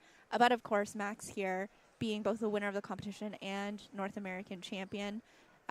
Timon and Nam rounding out that 7x7 podium for the competition once again, as in 6x6. And then our North American champion, North American podium was rounded out by Kevin Hayes, who you all have been hearing from throughout the weekend, with a 2:02.56 mean. And in third place on that North American podium, Benjamin Wei, 2:05.77 mean. Yeah, so great looking podium there as well. And now we have to save to the best for last. Oh my goodness. So I actually don't fully have the context of what happened during the Square One final, but holy moly, I was manning the PTZ cameras, right? Those are the cameras that like move around. You can see them on the stream sometimes. It was chaotic. People were going insane. There were so many top players in this. It was going back and forth. And, you know, in the end, the dust ended up settling out. But, man, you had to be here to believe that. I'm sure Zach and Brandon also gave excellent commentary during that. I have to go back and watch it. Yeah, it was a tight final, stacked. We'd have, you know, our Max Shao, Samir Agarwal, both from the Pacific Northwest, both very, very well known for their Square One solving. World record holders at some point. Both world record holders at some point, both trading back and forth those world records. And, you know, it again, I'm like all for the cubing rivalries. Of course, cubing is known as a very friendly sport. Yes. But it is competitive. And Max and Samir, because they go to the same local competitions, get to see each other solving very often, you know, get to push each other in person, right? Yeah. A lot of these events, it's people pushing each other from around the world, right? Like Timon and Max or whatever. They're not often at the same competition, but Samir and Max know each other well and are both top Square One solvers. And so they were in this. Daniel Karnock also longtime square one. World champion Podium. World champion Podium. Hassan Kanani and Dylan Baumbach, all in the square one final, fighting on and all eligible for that North American Podium as well. Was it all Americans? It was all Americans in this final. Yes. So, yeah, I mean, the States is really far ahead of all the other countries right now. I believe the World's Podium was also all American. Yeah. So, any non-Americans out there watching, now's your time to grind square one. Yeah, get into this conversation. So, we had Max Xiao in the third place position for the square one final. Hassan Kanani in second place, 5:30, and then just 0.2 seconds faster on that average. Dylan Baumbach with a 5:10 average wins the square one event here at North American Championship, becomes the North American champion for square one. He was really pleased with that result. Yeah, I mean, this is to perform in that wild situation where everyone is going. You may not know, like in that situation, if you're competing, you may not know what times exactly everyone has, but you can tell kind of based on like the crowd noise and what's going on. I think there were 2 threes. There were 2 threes in this final as well. Max Yao getting a 3.82 and Samir Agarwal getting 3.88. The crowd definitely was excited for that. So there was a lot of pressure going on here. Yeah. I mean, I'm sure the competitors felt as chaotic an environment as we all did, trying to follow what was going on. Just nuts. Absolutely. So that was just Friday. We had a whole day yesterday. Oh my God. Now, yesterday was, first round in 3x3, first round in Scube. So, that's once again, as we've talked about multiple times this weekend, there are 900 competitors here at North American Championship. So getting through that first round of 3x3, quite a lot of competitors to get through. But we did have both the first and second round of 3x3, and there's a lot of results to load. That's why our computer here, my poor little MacBook, was not able to keep up. We'll get those results up, but let me think through even just the second round at the end of the day. Yeah, we were commentating. We were there, yeah, on those top final seeds. And it was fast. There was a lot going on. There was a ton going on. I mean, one of the things that's also different is for the second and third rounds, you're going to see that the top competitors are all going to be going on the same group, so that they all get the same scrambles. That way it's a little bit more fair going into finals. But we saw some great solving at the end of the day. We saw 6 sub-6 averages from Timon, Dylan Miller, Luke Greiser, Max Park, Maddie Hiroto Inaba, and Kyle Santucci. Absolutely amazing. The very, very last solve we saw of the day, Dylan Miller getting 6.14 to get his personal record 5.39 average. He was on pace for a sub-4 average, potentially. That is wild to, count a 490 in North American Championships at all, any round, And this second round, of course, of 3x3, it is, the pressure starts building. The tension starts mounting, leading up to, of course, what we will see later on this morning, the 3x3 semifinal. Oh, my goodness. Are you prepared for 3x3 semifinals, Alyssa? I mean, if I'm feeling this way, I can't imagine how our competitors are feeling. Now, we've talked with a lot of them throughout the weekend on this stream. Go back and watch those interviews if you haven't. They talk a lot about mindset, pressure. At this point in the game, it's a lot less about your actual solutions and your actual turning. Obviously, all that preparation has led you here. What you can do here is get your mind in the right place. Get the head in the game. I mean, I feel like it was, I don't want to say taboo, but it was just something that just wasn't discussed in cubing for a long time. Everyone had their own mental game and everyone had like their own mental state. But nowadays, competitors are more open to talking about it, more open to talking about their routines and what kind of makes them tick. I find that stuff so interesting, trying to get inside the mind of the competitor and see what it's like sitting there at like a final of a major championship or going into like one of the rounds before a final and what exactly they're thinking of, because it just gives us better commentary content and gives us a better insight as to like what's actually going on back there, because there's no way I'm making a majors final ever. So absolutely. This is Maddie Hiroto Inaba doing his 2x2 second round. Maddie's not necessarily a top player in 2x2, but very much a top player for 3x3, which we will see later on today. Yeah, he's definitely one of the favorites to make it onto the podium. Definitely a fan favorite, that's for sure. Absolutely, and he is the defending champion. Yeah, exactly. I mean, he's got a hill to climb, but there's a lot of, well, I guess he's the king of the hill right now, but there's a lot of competitors who are storming up the hill to try and take that over from him. Luke Greiser, everyone, has been solving very, very well this week, both at North American All-Stars and at North American Championships this year. Absolutely. And I think, you know, looking at this second round, in the top 16, which is who will make it into our finals, there's some notable names missing in this top 16 right now. Notably, Luke Garrett fell into the 40s. Yeah. In the second round, and so that obviously is not what he will be looking for. Yeah, going into the next round. Other notable names, you know, Brennan Lynn in 29th, Asher Kim Majerick in 30th, Jerry Yao 34th. These are some of the people at the top of our psych sheet who currently, as it stands, would not be in 3x3 finals at North American Championships. Yeah, it's cutthroat.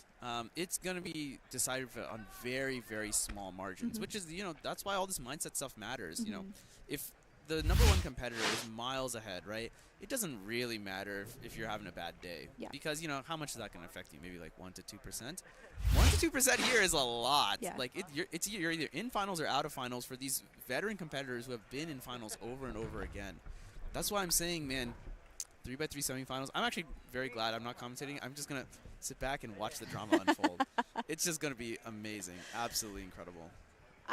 Brendan Denigan was the 16th seed coming out of that second round going into our semifinals with a 676 average. So currently, you know, a sub-7 average does not even cut it to get into the finals. Where is cubing? Where are we at in this day and age? You've got to be like well below that sub-7 exactly margin. And we'll see. Maybe it will end up being that, you know, it'll be a similar time, 676. It could be higher. Yeah. There's a lot of pressure in semifinals, of course. It could also be lower because some people thrive under that pressure. Yeah. So remains to be seen. Absolutely. I mean, 3x3 is definitely the marquee event, but we've got a lot of stuff. going on. A lot more going on as well. We've got a lot. Why don't we preview Pyraminx? It's been a couple days since we've had Pyraminx going on here. We had our first round where we had the Mexican NR was set.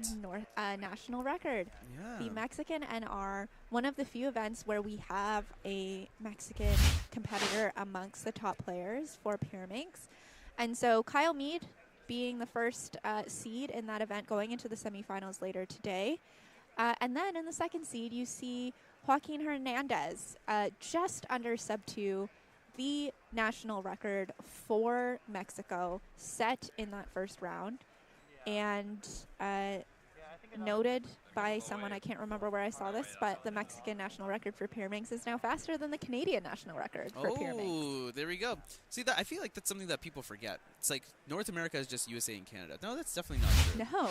No. There's a lot of top players from Mexico as well. Yep. And, you know, they're in full force here. So excited. Yep. I'm very, very happy to see Joaquin perform well. And let's see how he does going into finals. Yeah, absolutely. So Joaquin is one of our Mexican competitors who will be looking for a podium spot today, and Alejandro in one-handed will also be looking for a good performance. Yeah, exactly.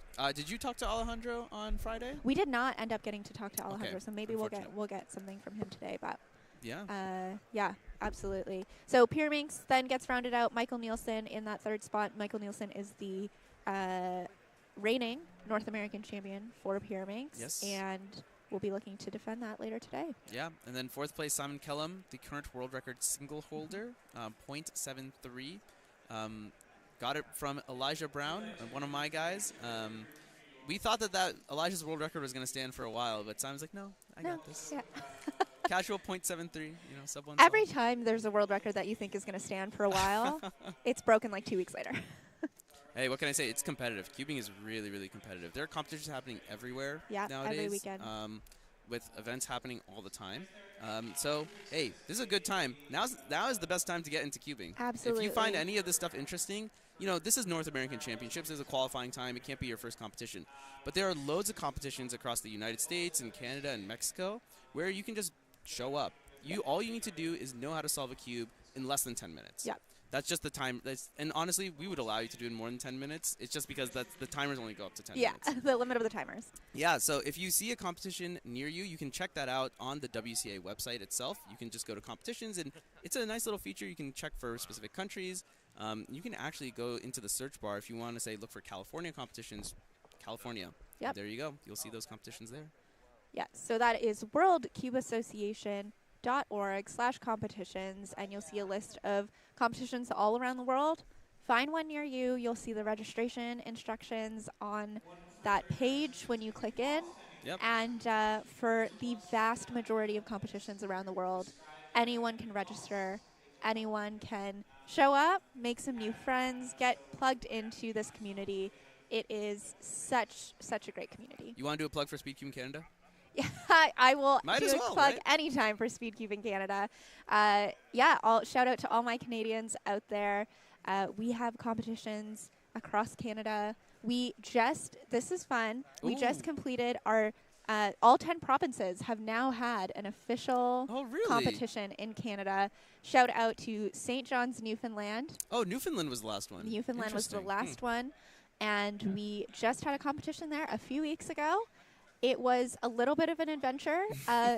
Only one out of the 4 delegates that were supposed to be at that competition ended up making it there. So, Tarandeep, if you're watching, shout out to you. You're our hero. And ran a competition. We had the highest rate of new competitors at that competition since the first competition in Canada. That's really surprising. Which was very exciting. So it just goes to show you, we have new first-time competitors all the time. Yeah. And it's always so fun to welcome new competitors in. So new competitors, new provinces, new places. That is part of the mission of the WCA. Indeed, yeah. My question is, when is it happening in Yellowknife? And then next question, when are we getting one in Nunavut? You know what? It's on the list. Oh, it's on the list. We've got all 10 provinces, and so the territories are next. The territories are next. Yeah. Okay. Yeah. There we go.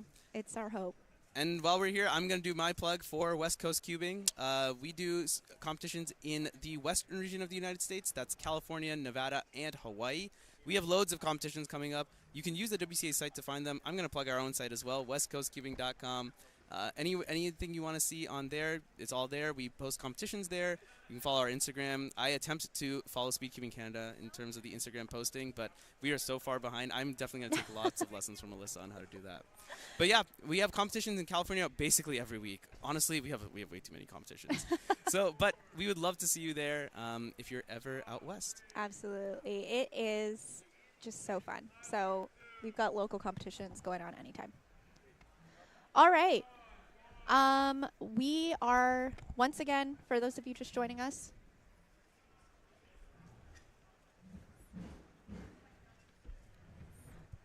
all right, everyone. So we're just getting word that the WCA Twitch is back live. So we're going to be moving the Twitch chat over to there. So everyone, thanks for watching on the Cubing USA stream.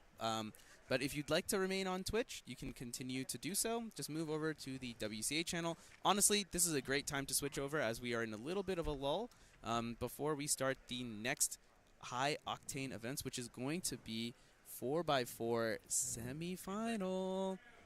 4x4, I mean, it's one of your favorite events. It's a great event to watch. It is a great event to watch. It is. I mean, there was a time where people were like, oh, it's too long to watch. And now the world record is 15 seconds. Yeah, so, definitely not. Yeah. It is right up there becoming a sprint event, if we can call it that. Well, at least for Max, at least. Yeah, for Max. But, 4x4 is so interesting. There's so many things that are a factor with 4x4. Yeah. Parity. Huge. Opiate, parity avoidance, just the methods that people are using, the time that it takes to get through each stage. I think why it's one of my favorite events is there's so many aspects of the solve that you can target to improve. Yeah. Right? Like you can work on your 3x3 stage. You can work on your first 3 edges. You can work on your last 4 edges. Like there's ample opportunity to improve. We've seen that in Max's solving at the highest level. But for someone like me who's just trying to crack that sub 50 barrier, there's also lots of things that I've been targeting. Yeah. 4x4 I find is like, it's like the perfect length of an event to commentate. It's just long enough where you can see everything go, like, happen in real time, and we're not just like staring here mesmerized by like Timon's 3-second solve. Yeah. But it's also like just short enough to the point where there's actual action. You know, stuff is happening back to back to back, and there's a lot of stuff to commentate on, as Alicia mentioned. Like, there are so many aspects that go into a fantastic 4x4 solve, and then the little bit of luck. Unless you use OPA, Yeah. there's always that 50-50 chance you're going to get a horrible OL parity and you're just going to get sunk. And for the competitors, that's brutal. For the commentators and the viewers, oh my goodness. Like, it's just the right amount of drama to see. Anything can happen, Alyssa. Anything can happen in 4x4, absolutely. So we've got Max Park, who is our first seed, going into the semifinals that are coming up after 2x2 here. Max is dominant at almost every event, but 4x4, I would argue he's on another level of dominance. I mean, Max is one of only 2 people to get a sub-20 average. The other one being Sebastian Weyer from Germany, just getting that very, very recently, going into European Championships. So, and, you know, Max is also the only person to ever get a sub-16 single. Yep. I think he's gotten 2 15 solves recently, so he is on the come-up, too. Yeah. It's one of those things where it's like Max is the only person to do it until recently for the sub-20. And it's not just that he's the only person to do it once or the only person to do it twice or even the only person to do it 3 times. He has 6 sub-20 averages. Yeah, it's just absurd, man. Yeah. He's so talented at so many aspects of cubing. And 4x4 and 7x7 are the ones that feel like there's quite a large gap. But, I mean, now that Sebastian's in the game, it's game on. Yeah. Like, it's going to be who's going to get the first sub-15, I think. That's going to be a big one. And then who's the next person. Wild to even think about. I know, right? Like, Max is literally going to solve a 4x4 faster than, like, I solve a 3x3 maybe, like, 20% of the time. Yeah. Like, that's absurd, right? Yeah. No, it's true. Of course, we have Timon Koloshinsky here at North American Championship. He is, warming up for Euros. That's coming up later this week. Yep. It's starting on Thursday. And Timon was 3rd in 4x4 first round. Second place was Ari Rounders Person, who got a PR average in the first round of 4x4, 23:37. And why do we care about Ari? You may be like, oh, like Ari's a pretty good solver. Well, there's another really interesting thing. Ari is using this method called OLL parity avoidance. Now, first of all, parity. What is parity? Parity is this basically, if you just do your solve normally, it's a 50-50 chance that you get this type of case that would not exist on a 3x3. That's the case where you get an edge that's flipped. And, you can't get that case on a 3x3 because 3x3 always has even parity. On 4x4, parity is determined by the number of slices moves that you do. So if you do an odd number of slices, you're going to end up with OLL parity. And that's going to cause you basically to have a flipped edge, and solving OLL parity is brutal. It takes relatively a long time. It takes about 2 seconds to solve parity, and for the top solvers, a 2-second difference is massive. It's like 10% of your solve. Exactly. So if you can avoid that 50-50 chance to get that parity, then, well, if it's not too much work, then everyone is going to do it. I think OPA is definitely going to be a future thing. Eventually, once all the records are going to be OPA, then we'll have to find some new technology to work with there. But yeah, it's pretty incredible. Only a handful of competitors use it right now.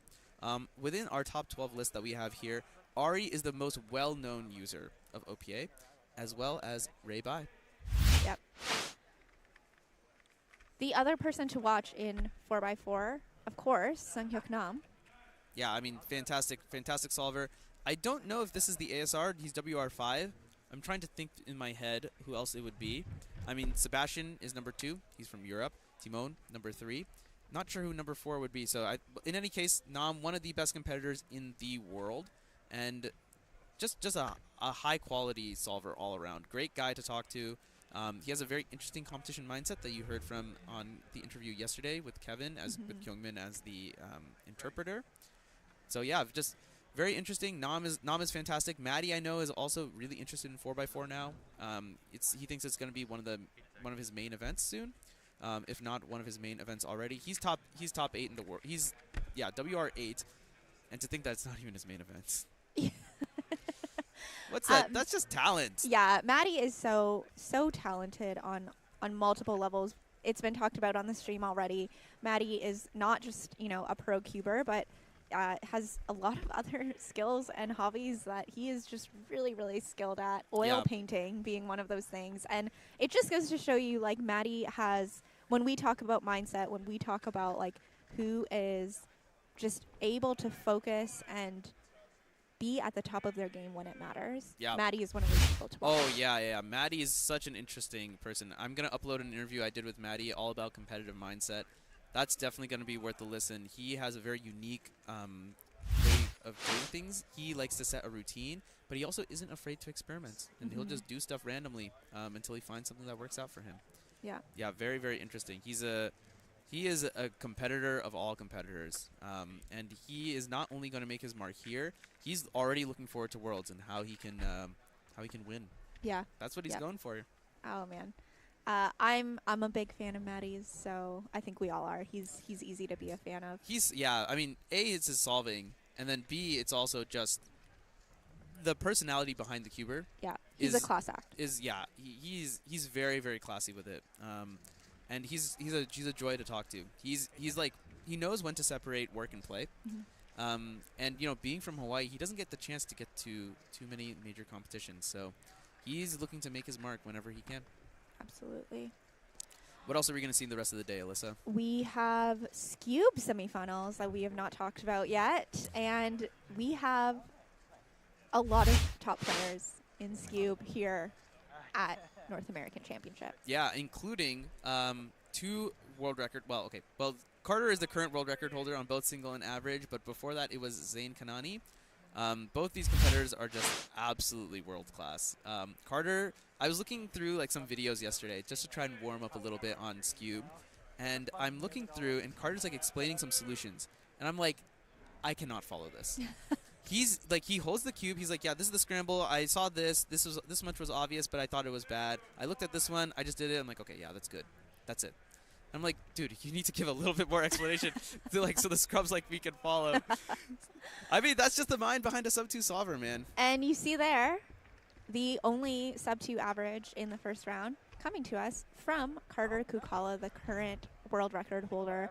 I witnessed Carter set a world record last summer at Canadian Championship. That's right. You were on the commentary I was on the commentary for that, and I feel like I need to, publicly apologize to Carter because I was not, as the kids say, not familiar with his game. And so I was a little bit like, oh, Carter's about to break a world record here. So we've talked about this in person, laughed about it, but broke a world record in that moment, and it was electric. And obviously it wasn't, Canadian National Championship, not Carter's National Championship, but he broke a record anyways. Yeah. In a championship setting, and so always one to watch. And then of course Zain Kanani, the reigning Scube North American champion, and breaking world records at the last NAC. Yeah. So he knows how to handle that pressure. Top class competitor. And last thing to mention for Scube, a little bit of drama. What is cubing without a little bit of drama? The reigning world champion, Stanley Chappell, did not make it into round 2. I didn't know that. Yeah. Wow. All right, there we go. We're getting some smiles on the overhead cam, and Keaton should be coming in. Yeah, I don't know what he's doing over there. He's supposed to hop on the mic here. On to commentary. And we're going to take a short break just as we get to the final fastest groups of 2x2 round 2. And Keaton and Brandon will be in here to guide you through that. So thanks so much, everyone. Thanks, Manu. And we'll see you in just a few seconds. Don't go anywhere. I love Keaton and Brandon, by the way. They're great commentators. Be sure to stick onto the stream for them.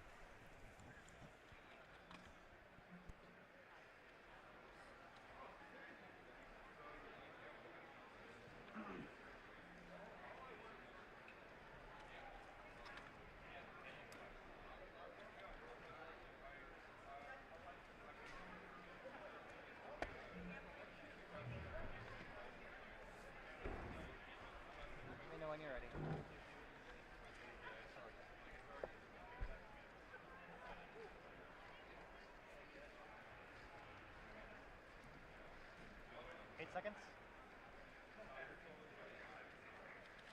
12.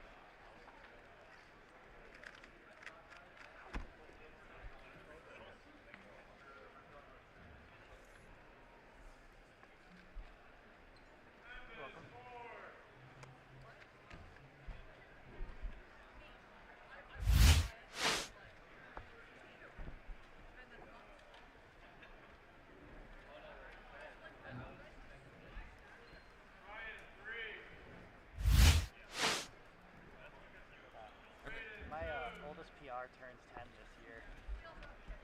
Yeah. 2x2 single, I got it. All right, everyone, we are back. I'm Keaton Ellis. I am Brandon Lynn. And we're going to take you guys the rest of the way through 2x2 here.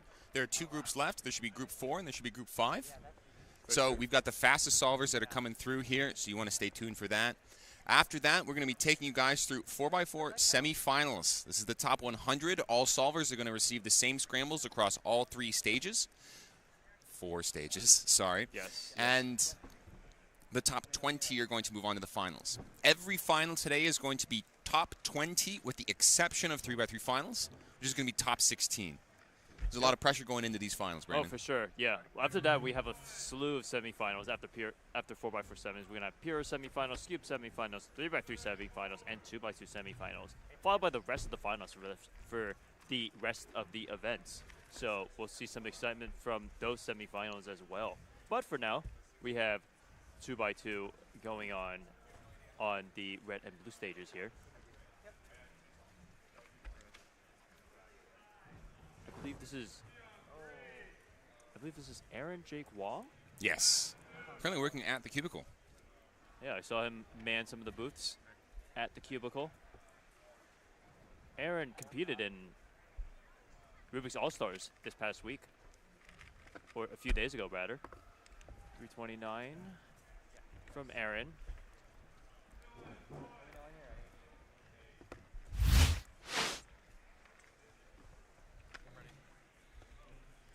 It's the CLO that I did is a slightly tricky Soon CLO. Not the worst CLO in the world, but They let anybody on stream these days. took a bit of time to recognize that. Over here doing LBL. I love these Rubik's hats that are coming out, by the way. The white hats with the red brim and the cube on them. Reminds me so much of Eric Ackersdyke's well-known hat. True. Is that something they're selling here? Yeah. I haven't checked out the booth myself. Oh, Dylan Miller with a lockup on 2x2. Fist pumping for that 5. Dude, I know, right? I had a counting time of 3x3 sub this. He has a counting 3x3 solve. Sub this solve. Yeah, that was yesterday. Yep. Dylan referencing his 5.39 average he got at the very tail end of yesterday. That was the last solve of that average was featured on stream at 6:14. Counting 4.90. Shout out Lucas Etter. Extremely clutch from him. Here we have Benzow.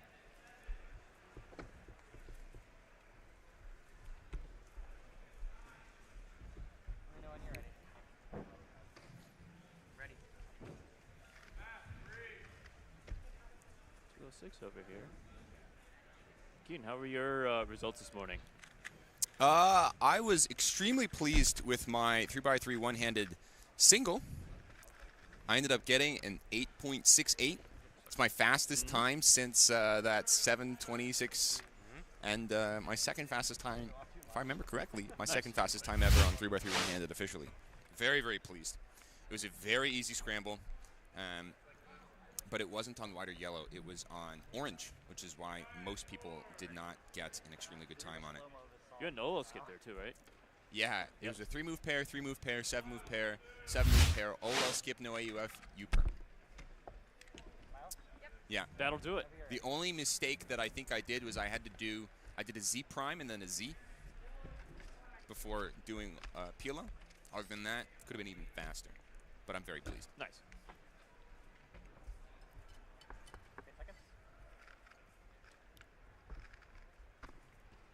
Finishing up there with a UCA.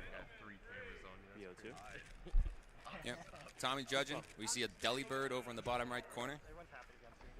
Ooh, Delibird. Shout out Gen 2. I haven't seen that Pokemon in a while.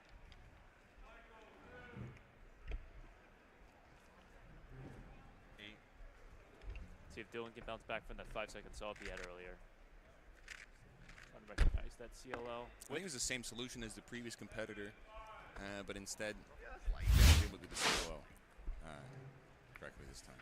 Yeah. Oh, I personally really don't like the CLO because it has a rotation. I do this algorithm only because I don't know a better one, but it just has that awkward rotation in the middle that costs me like about half a second.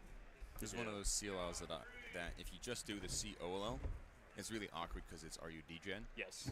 So. Yeah.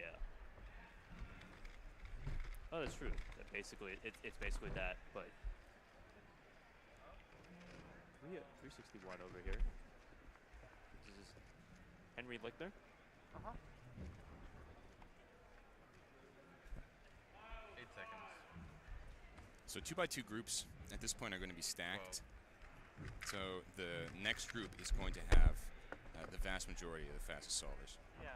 We still haven't seen the everything okay? top few seeds of the 2x2 round 1. So we still need to see Zane, Luke Garrett. Yep, Zane's on blue. Luke Garrett's on red. So they're going to be featured on stream here in the upcoming group. Will Callan, former North American record holder and Nats 2019 champion, is going to be on the orange stage, so we're not going to see him until finals if he makes it. Dane Greek here on stream, a.k.a. Lights Camera Cubing, University of Maryland graduate at this point. The LBL solution there for 2.91. Aaron finishing off with a 2.9.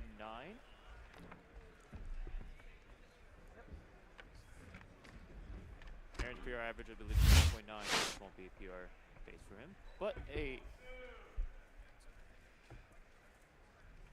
but this average should get him hopefully should get him to semifinals. If we're looking at the psych sheet for top 100 to get into round 3, those PR averages will be a 2.08. So we're looking at about 2.5 to 3 second qualifying time for semifinals. From round 1, the qualifying time was about a 2.8. So it can really go any way there. Ooh, Dylan Miller with a 1.75 with an easy anti-soon CLL to finish off the solve. 8 seconds.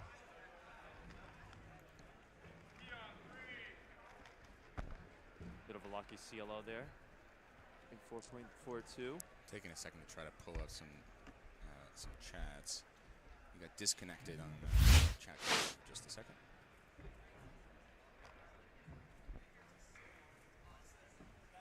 Oh boy.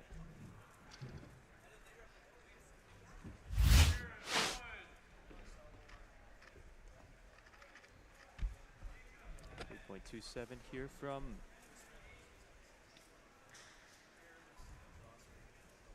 2x2. On stream we have Carson Wijaya. Carson uses LBL famously. Not happy with 2.8. He had I think he has LBL world record average or something, like the fastest LBL average or something like Carson that. averages 6 on 3x3. Yes. 8 seconds. Hello, Aaron. Shout out Aaron Jake Wong. Ivan Vanek. You're the 2.02. Square One aficionado. I also learned recently that he mods cubes. Yeah, I just tried it just now. He basically takes the one of the things he does, among other things, is that was a nice anti-CLO transition there. But he basically takes square ones and he makes them hollow, so it reduces the weight inside. Okay. And basically just increases like the turning. Faster. Yeah, makes it turn faster. In theory, it decreases the friction a little bit. It feels pretty nice. 2.2 from Dylan. Can't tell how he feels about that from the reaction. But For real? oh, his CLO was just a T-perm. That's pretty nice.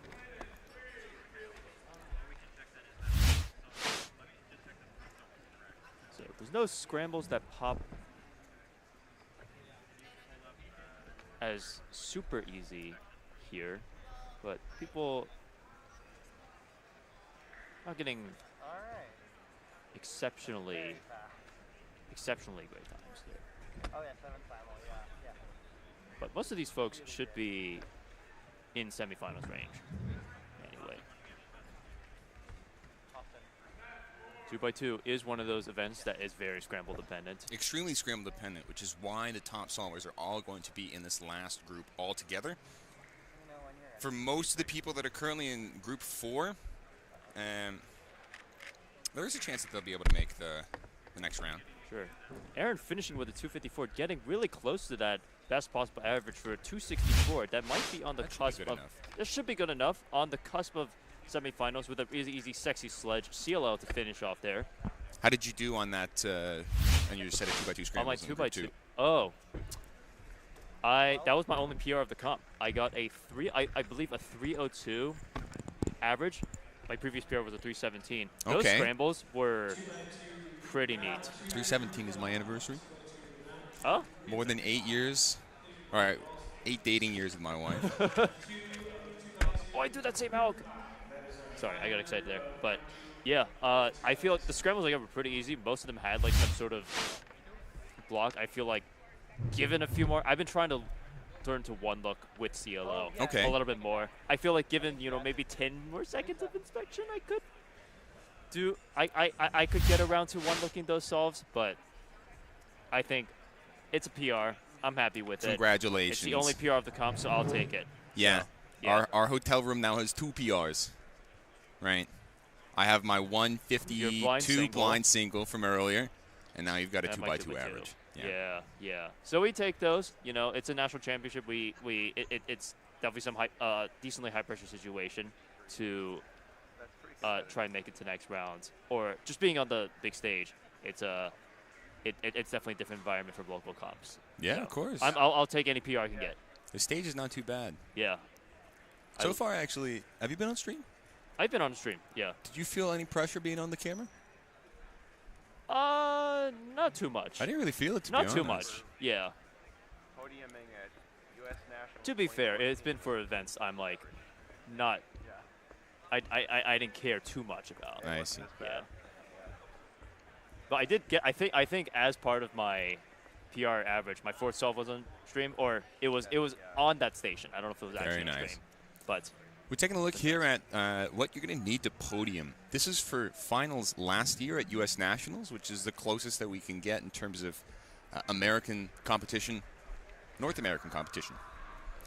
So last year we had Zane Kanani with a 123 average, and he smoked the competition by 0.3 seconds over Michael Nielsen and then Luke Van Lanningham, who were in second and third respectively. But you've got a very tight race for the podium. Andrew Mao and Carter Kukala were less than 1/10 of a second behind Luke. Today, at this competition, Zane's got a little more behind him right now. Luke Garrett, Sujan Feist, Siddharth Reddy, and Brian Johnson have a 115, 116, 117, and 118 official averages respectively. They're more than 0.2 behind Zane, but that doesn't mean that they can't show up on any given day of the week. Will Callan is right behind them, ranked 6th with a 1.23 average, but that was set at Nationals 2019 finals. So it's been 5 years at this point since Will has gotten a PR mean. Speaking of top seeds, we have Zane starting his average over here on the blue stage. Let's see what he can get. Zane with very fast inspection. Starting off strong with a 0.78. I believe that white face looked pretty good. Yep. Yeah. Zane, if you ever watch Zane's walkthrough solves for his world record averages, it goes something like, actually, let's take a look at his solve first. Well, that was pretty fast. That was so fast I couldn't even see what he did. But basically, Zane's walkthrough averages are like, oh, I see this thing happening on one face, and it would lead to, you know, the 12-move EG, and then I looked on this other face, and this would lead to this other, you know, CLO. But then I ended up deciding to do this face because this would lead to some cancellation. So my full solution was, you know, XYZ, And it's just like he looks for so many possibilities in inspection. It's super crazy. It's also incredibly informative. If you are a 2-ish second solve, 2x2 solver, I'm sure you would gain an enormous amount of information from Zane's reconstructions. If you don't know all of the Alex sets that he knows, may be interesting to see which ones he's considering the most. We're seeing Luke. There's an orange-white block over there.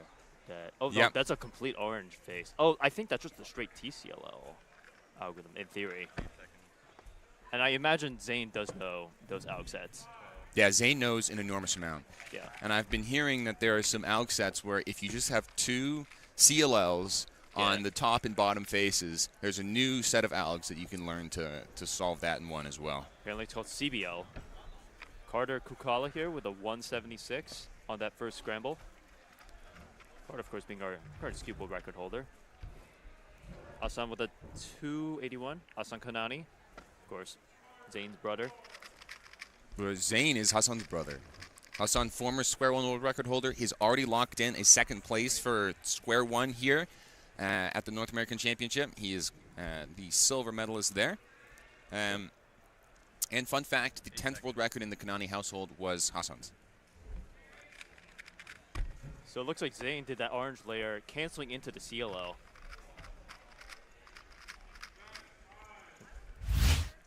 Let's take a quick look at there. So he does ARP. Yeah, sexy sledge, and then U prime. Yep. That's a lot of moves for Zane. It looked like 4 or 5 moves for that first layer, and then sexy sledge is 8, 5 and moves. then a U, and then a U prime. So that's 14 moves. There's only so much you can do. Yeah, I think that cancels probably 1 move into that because the sexy sledge will start with RU, and you're gonna be left with a corner out. So you're gonna cancel a U move somewhere in there. So about 13 moves, still a lot for Zane. That's Ethan Zhuang, who got a PR average in the last round, 127. Stone cold, very focused and very composed until the last solve where he clutches the average and pops off. Very great to see. Luke on solve 2. Let's see if we can see the same solution if he does the same solution as Zane, really. But judging by the way he's holding this, he might be considering something slightly different, maybe on white. Or rather green. 272 for Luke.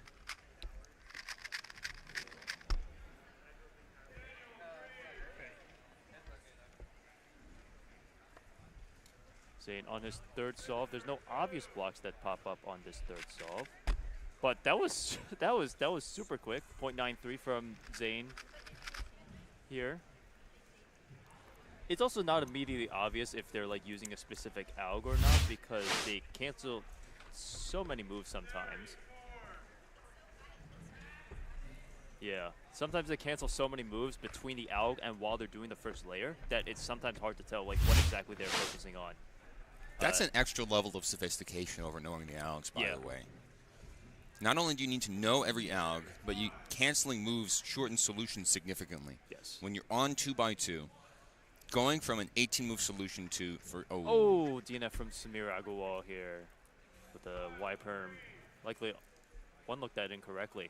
Yeah. Ethan Zhuang looking at a very clean yellow face here. 150 for Ethan there.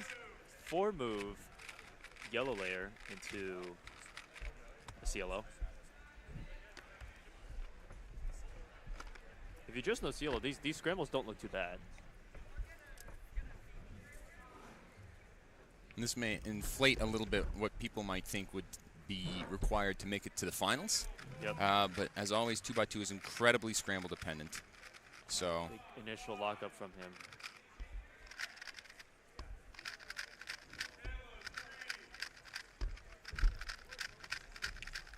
Zane warming up his fingers a little bit for the 4th solve. So he so far has 2 sub-1s. With a 170 in there. We're seeing that yellow and something pretty nice on red. Not the best on red, to be honest, but a form of EG. So he decides to do something else here. Oh. Locking up quite a bit. Unfortunately, he's going to count that 1.7 that he got earlier. But he still has the best possible average of 114 if he gets that sub .78. Not. Yes, at this point it's possible, but like pretty unlikely. And at this point, it's sort of, if you don't get world record average, then just move on to the next round. Yeah. I think this is the third solve for Luke. I think this is the one with not too many blocks in it. He's only got a .93 on it. That's a lot of moves for Luke over here. Luke counting that 2-7-2. That's. He's not going to be happy about counting that 2-7. Ethan with a clean 1-2-8 on the. I think that's also the third scramble of the average. I'm curious what they're doing for the player over here. I think we're going to replay of Luke's.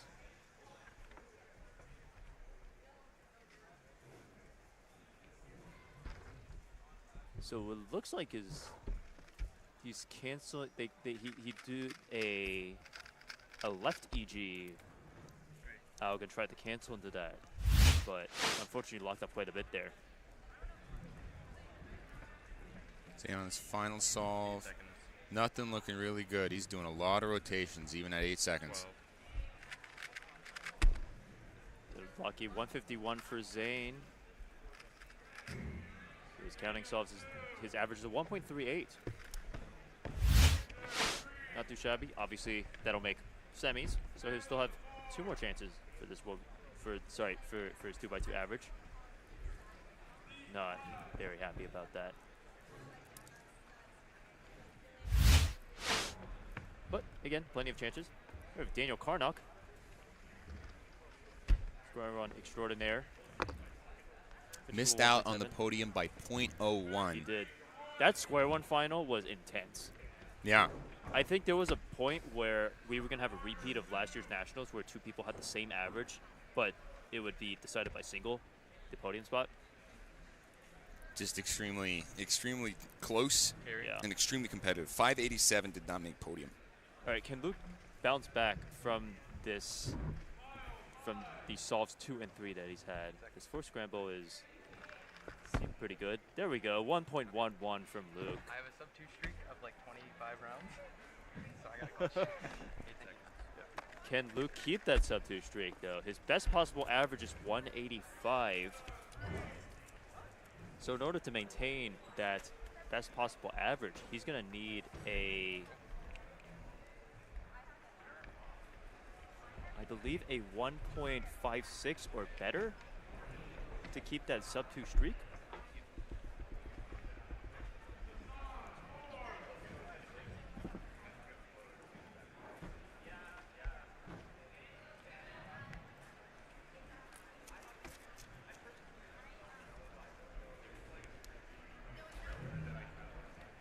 Here we got a little more warm up over here. You're going to see Luke's fourth solve over here. Going straight into that sort of anti-Nicklaus Soon case.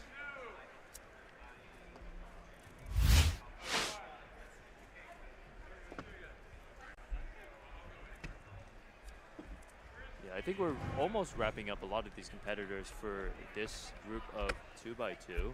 That might be the last group if we have the top seeds, although there's still a bit of competitors we haven't seen. Sorry, pardon my English. Oh. 1, 2, 1.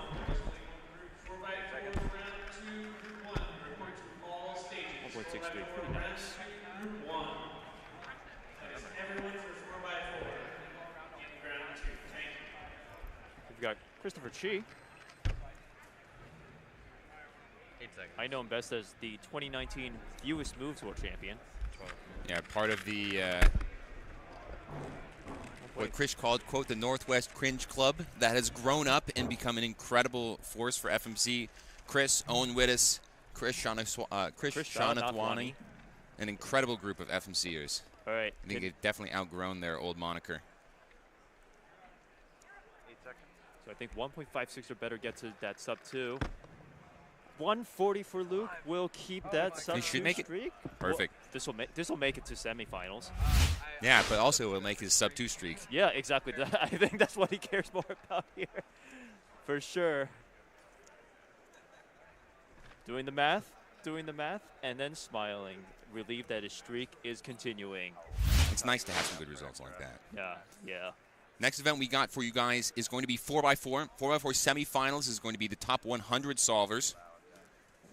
Of course, the people that you're expecting to see on stage will be there. Max, Timon, Sunghyuk, Maddie Hiroto Inaba. Some other people to be looking out for: Ari Randers Persson getting second place with a PR 23.37 average in that first round. Ari, of course, popularizing OLL parity avoidance in 2022, using it to podium at both Euros and North American Championships that year. Looking to repeat his place on the podium. Other people to look out for: Max Shao, an incredible solver. Chris Sun and Ray Bai also using OLL parity avoidance there. Ray, of course, uses Hoya, a non-standard method for centers and Yao edge creation, or first four cross edge creation, I should say. Ray also uses OLL parity avoidance. It's a little bit easier with Hoya because you solve more your centers first, so it's a little bit easier to track all the moves that you need to do, and the counting to make sure that you don't get parity. For sure. So let's see, for these folks that use OLL parity avoidance, see if it pays off for them again. I'm rooting for Ari to get that podium again, honestly.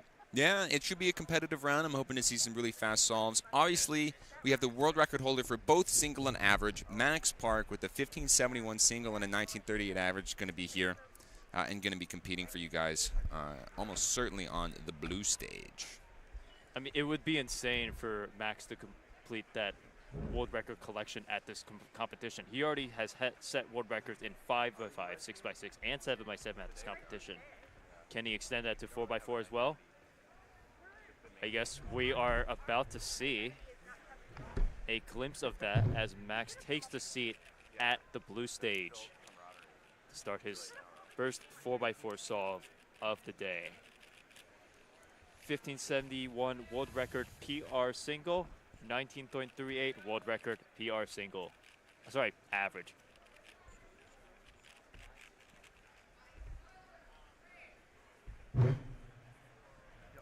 Max, of course, having incredible turning speed and fluidity throughout his solves. Also a Yao solver, but is not white-yellow. Primarily does white, but can do both of those as well as blue and green. I think he started with yellow over there on this solve.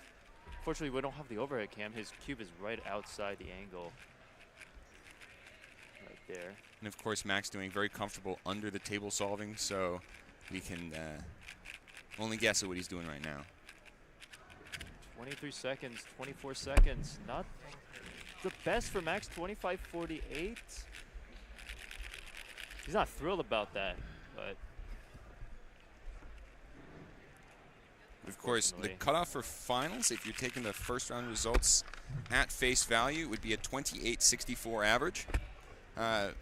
On the psych sheet, it says 26.47, but of course there is a lot of luck, both good and bad, on 4x4. So you can't count on the psych sheet as much as you can on other events.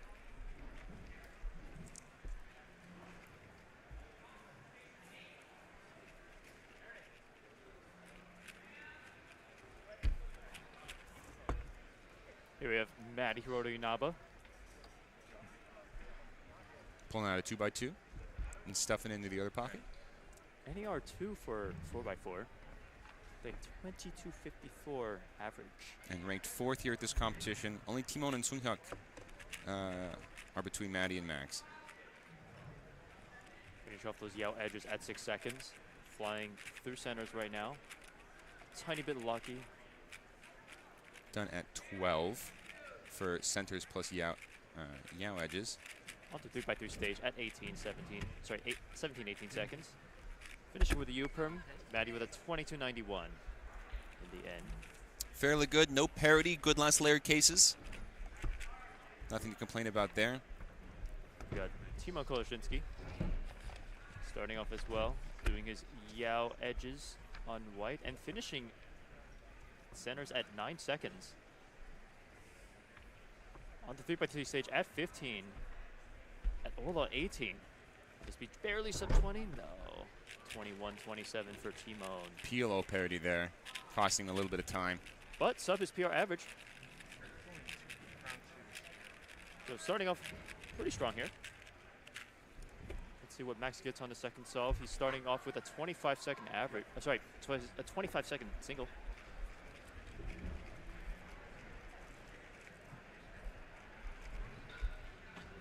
Seconds. 12.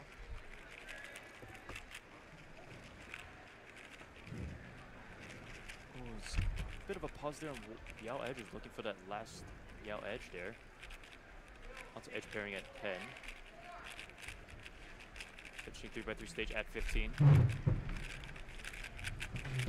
Ola parity.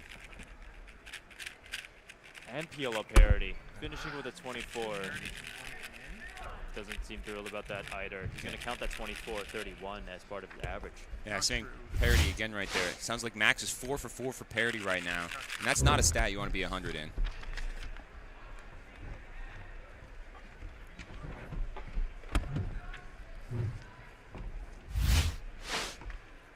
Off screen, we got a few more other competitors doing 4x4. We got Carter Kukala as well as Lucas Kuchai doing 4x4. But coming back to some of our top-seeded competitors, we've got Maddie competing right now, as well as Ari's Randa Pearson. So we'll try to give you updates on both of them while they are solving. Maddie already... Oh, actually, this is his warm-up cube. Ari looking like he's about to start. Ari is about to start his first solve.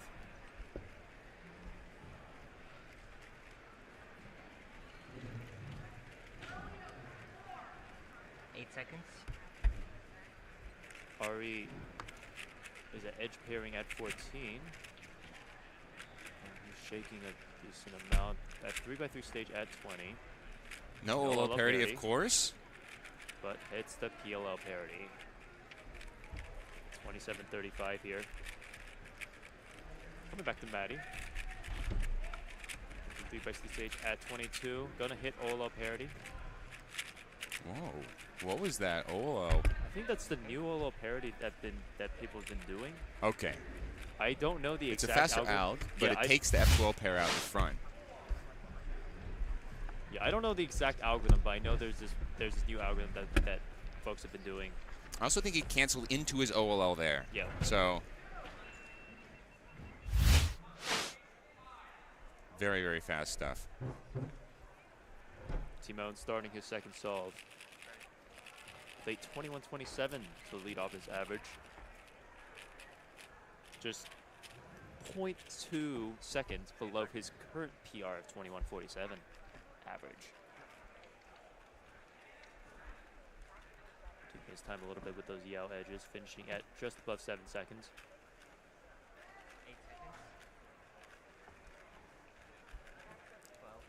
Looks like he got a nice, easy 3-move pair there. And no parity. Oh, does he go the ZBLO? 1975 for Timon. Solid start to his average. Max going at edge pairing at 13. Stage. And that's what Max can do without double parity. That drops his times by almost 4 seconds. Timon also having no parity there. Oh wow, that was one. That's actually one of the COLO cases for the ZBLO there.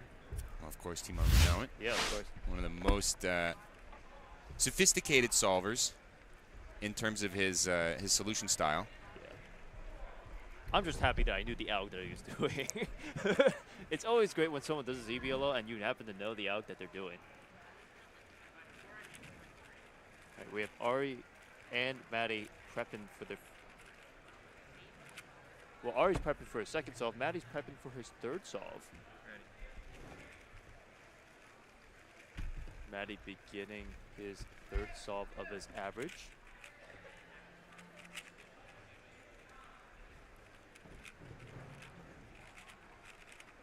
Bit of a slower Yao edge solution there.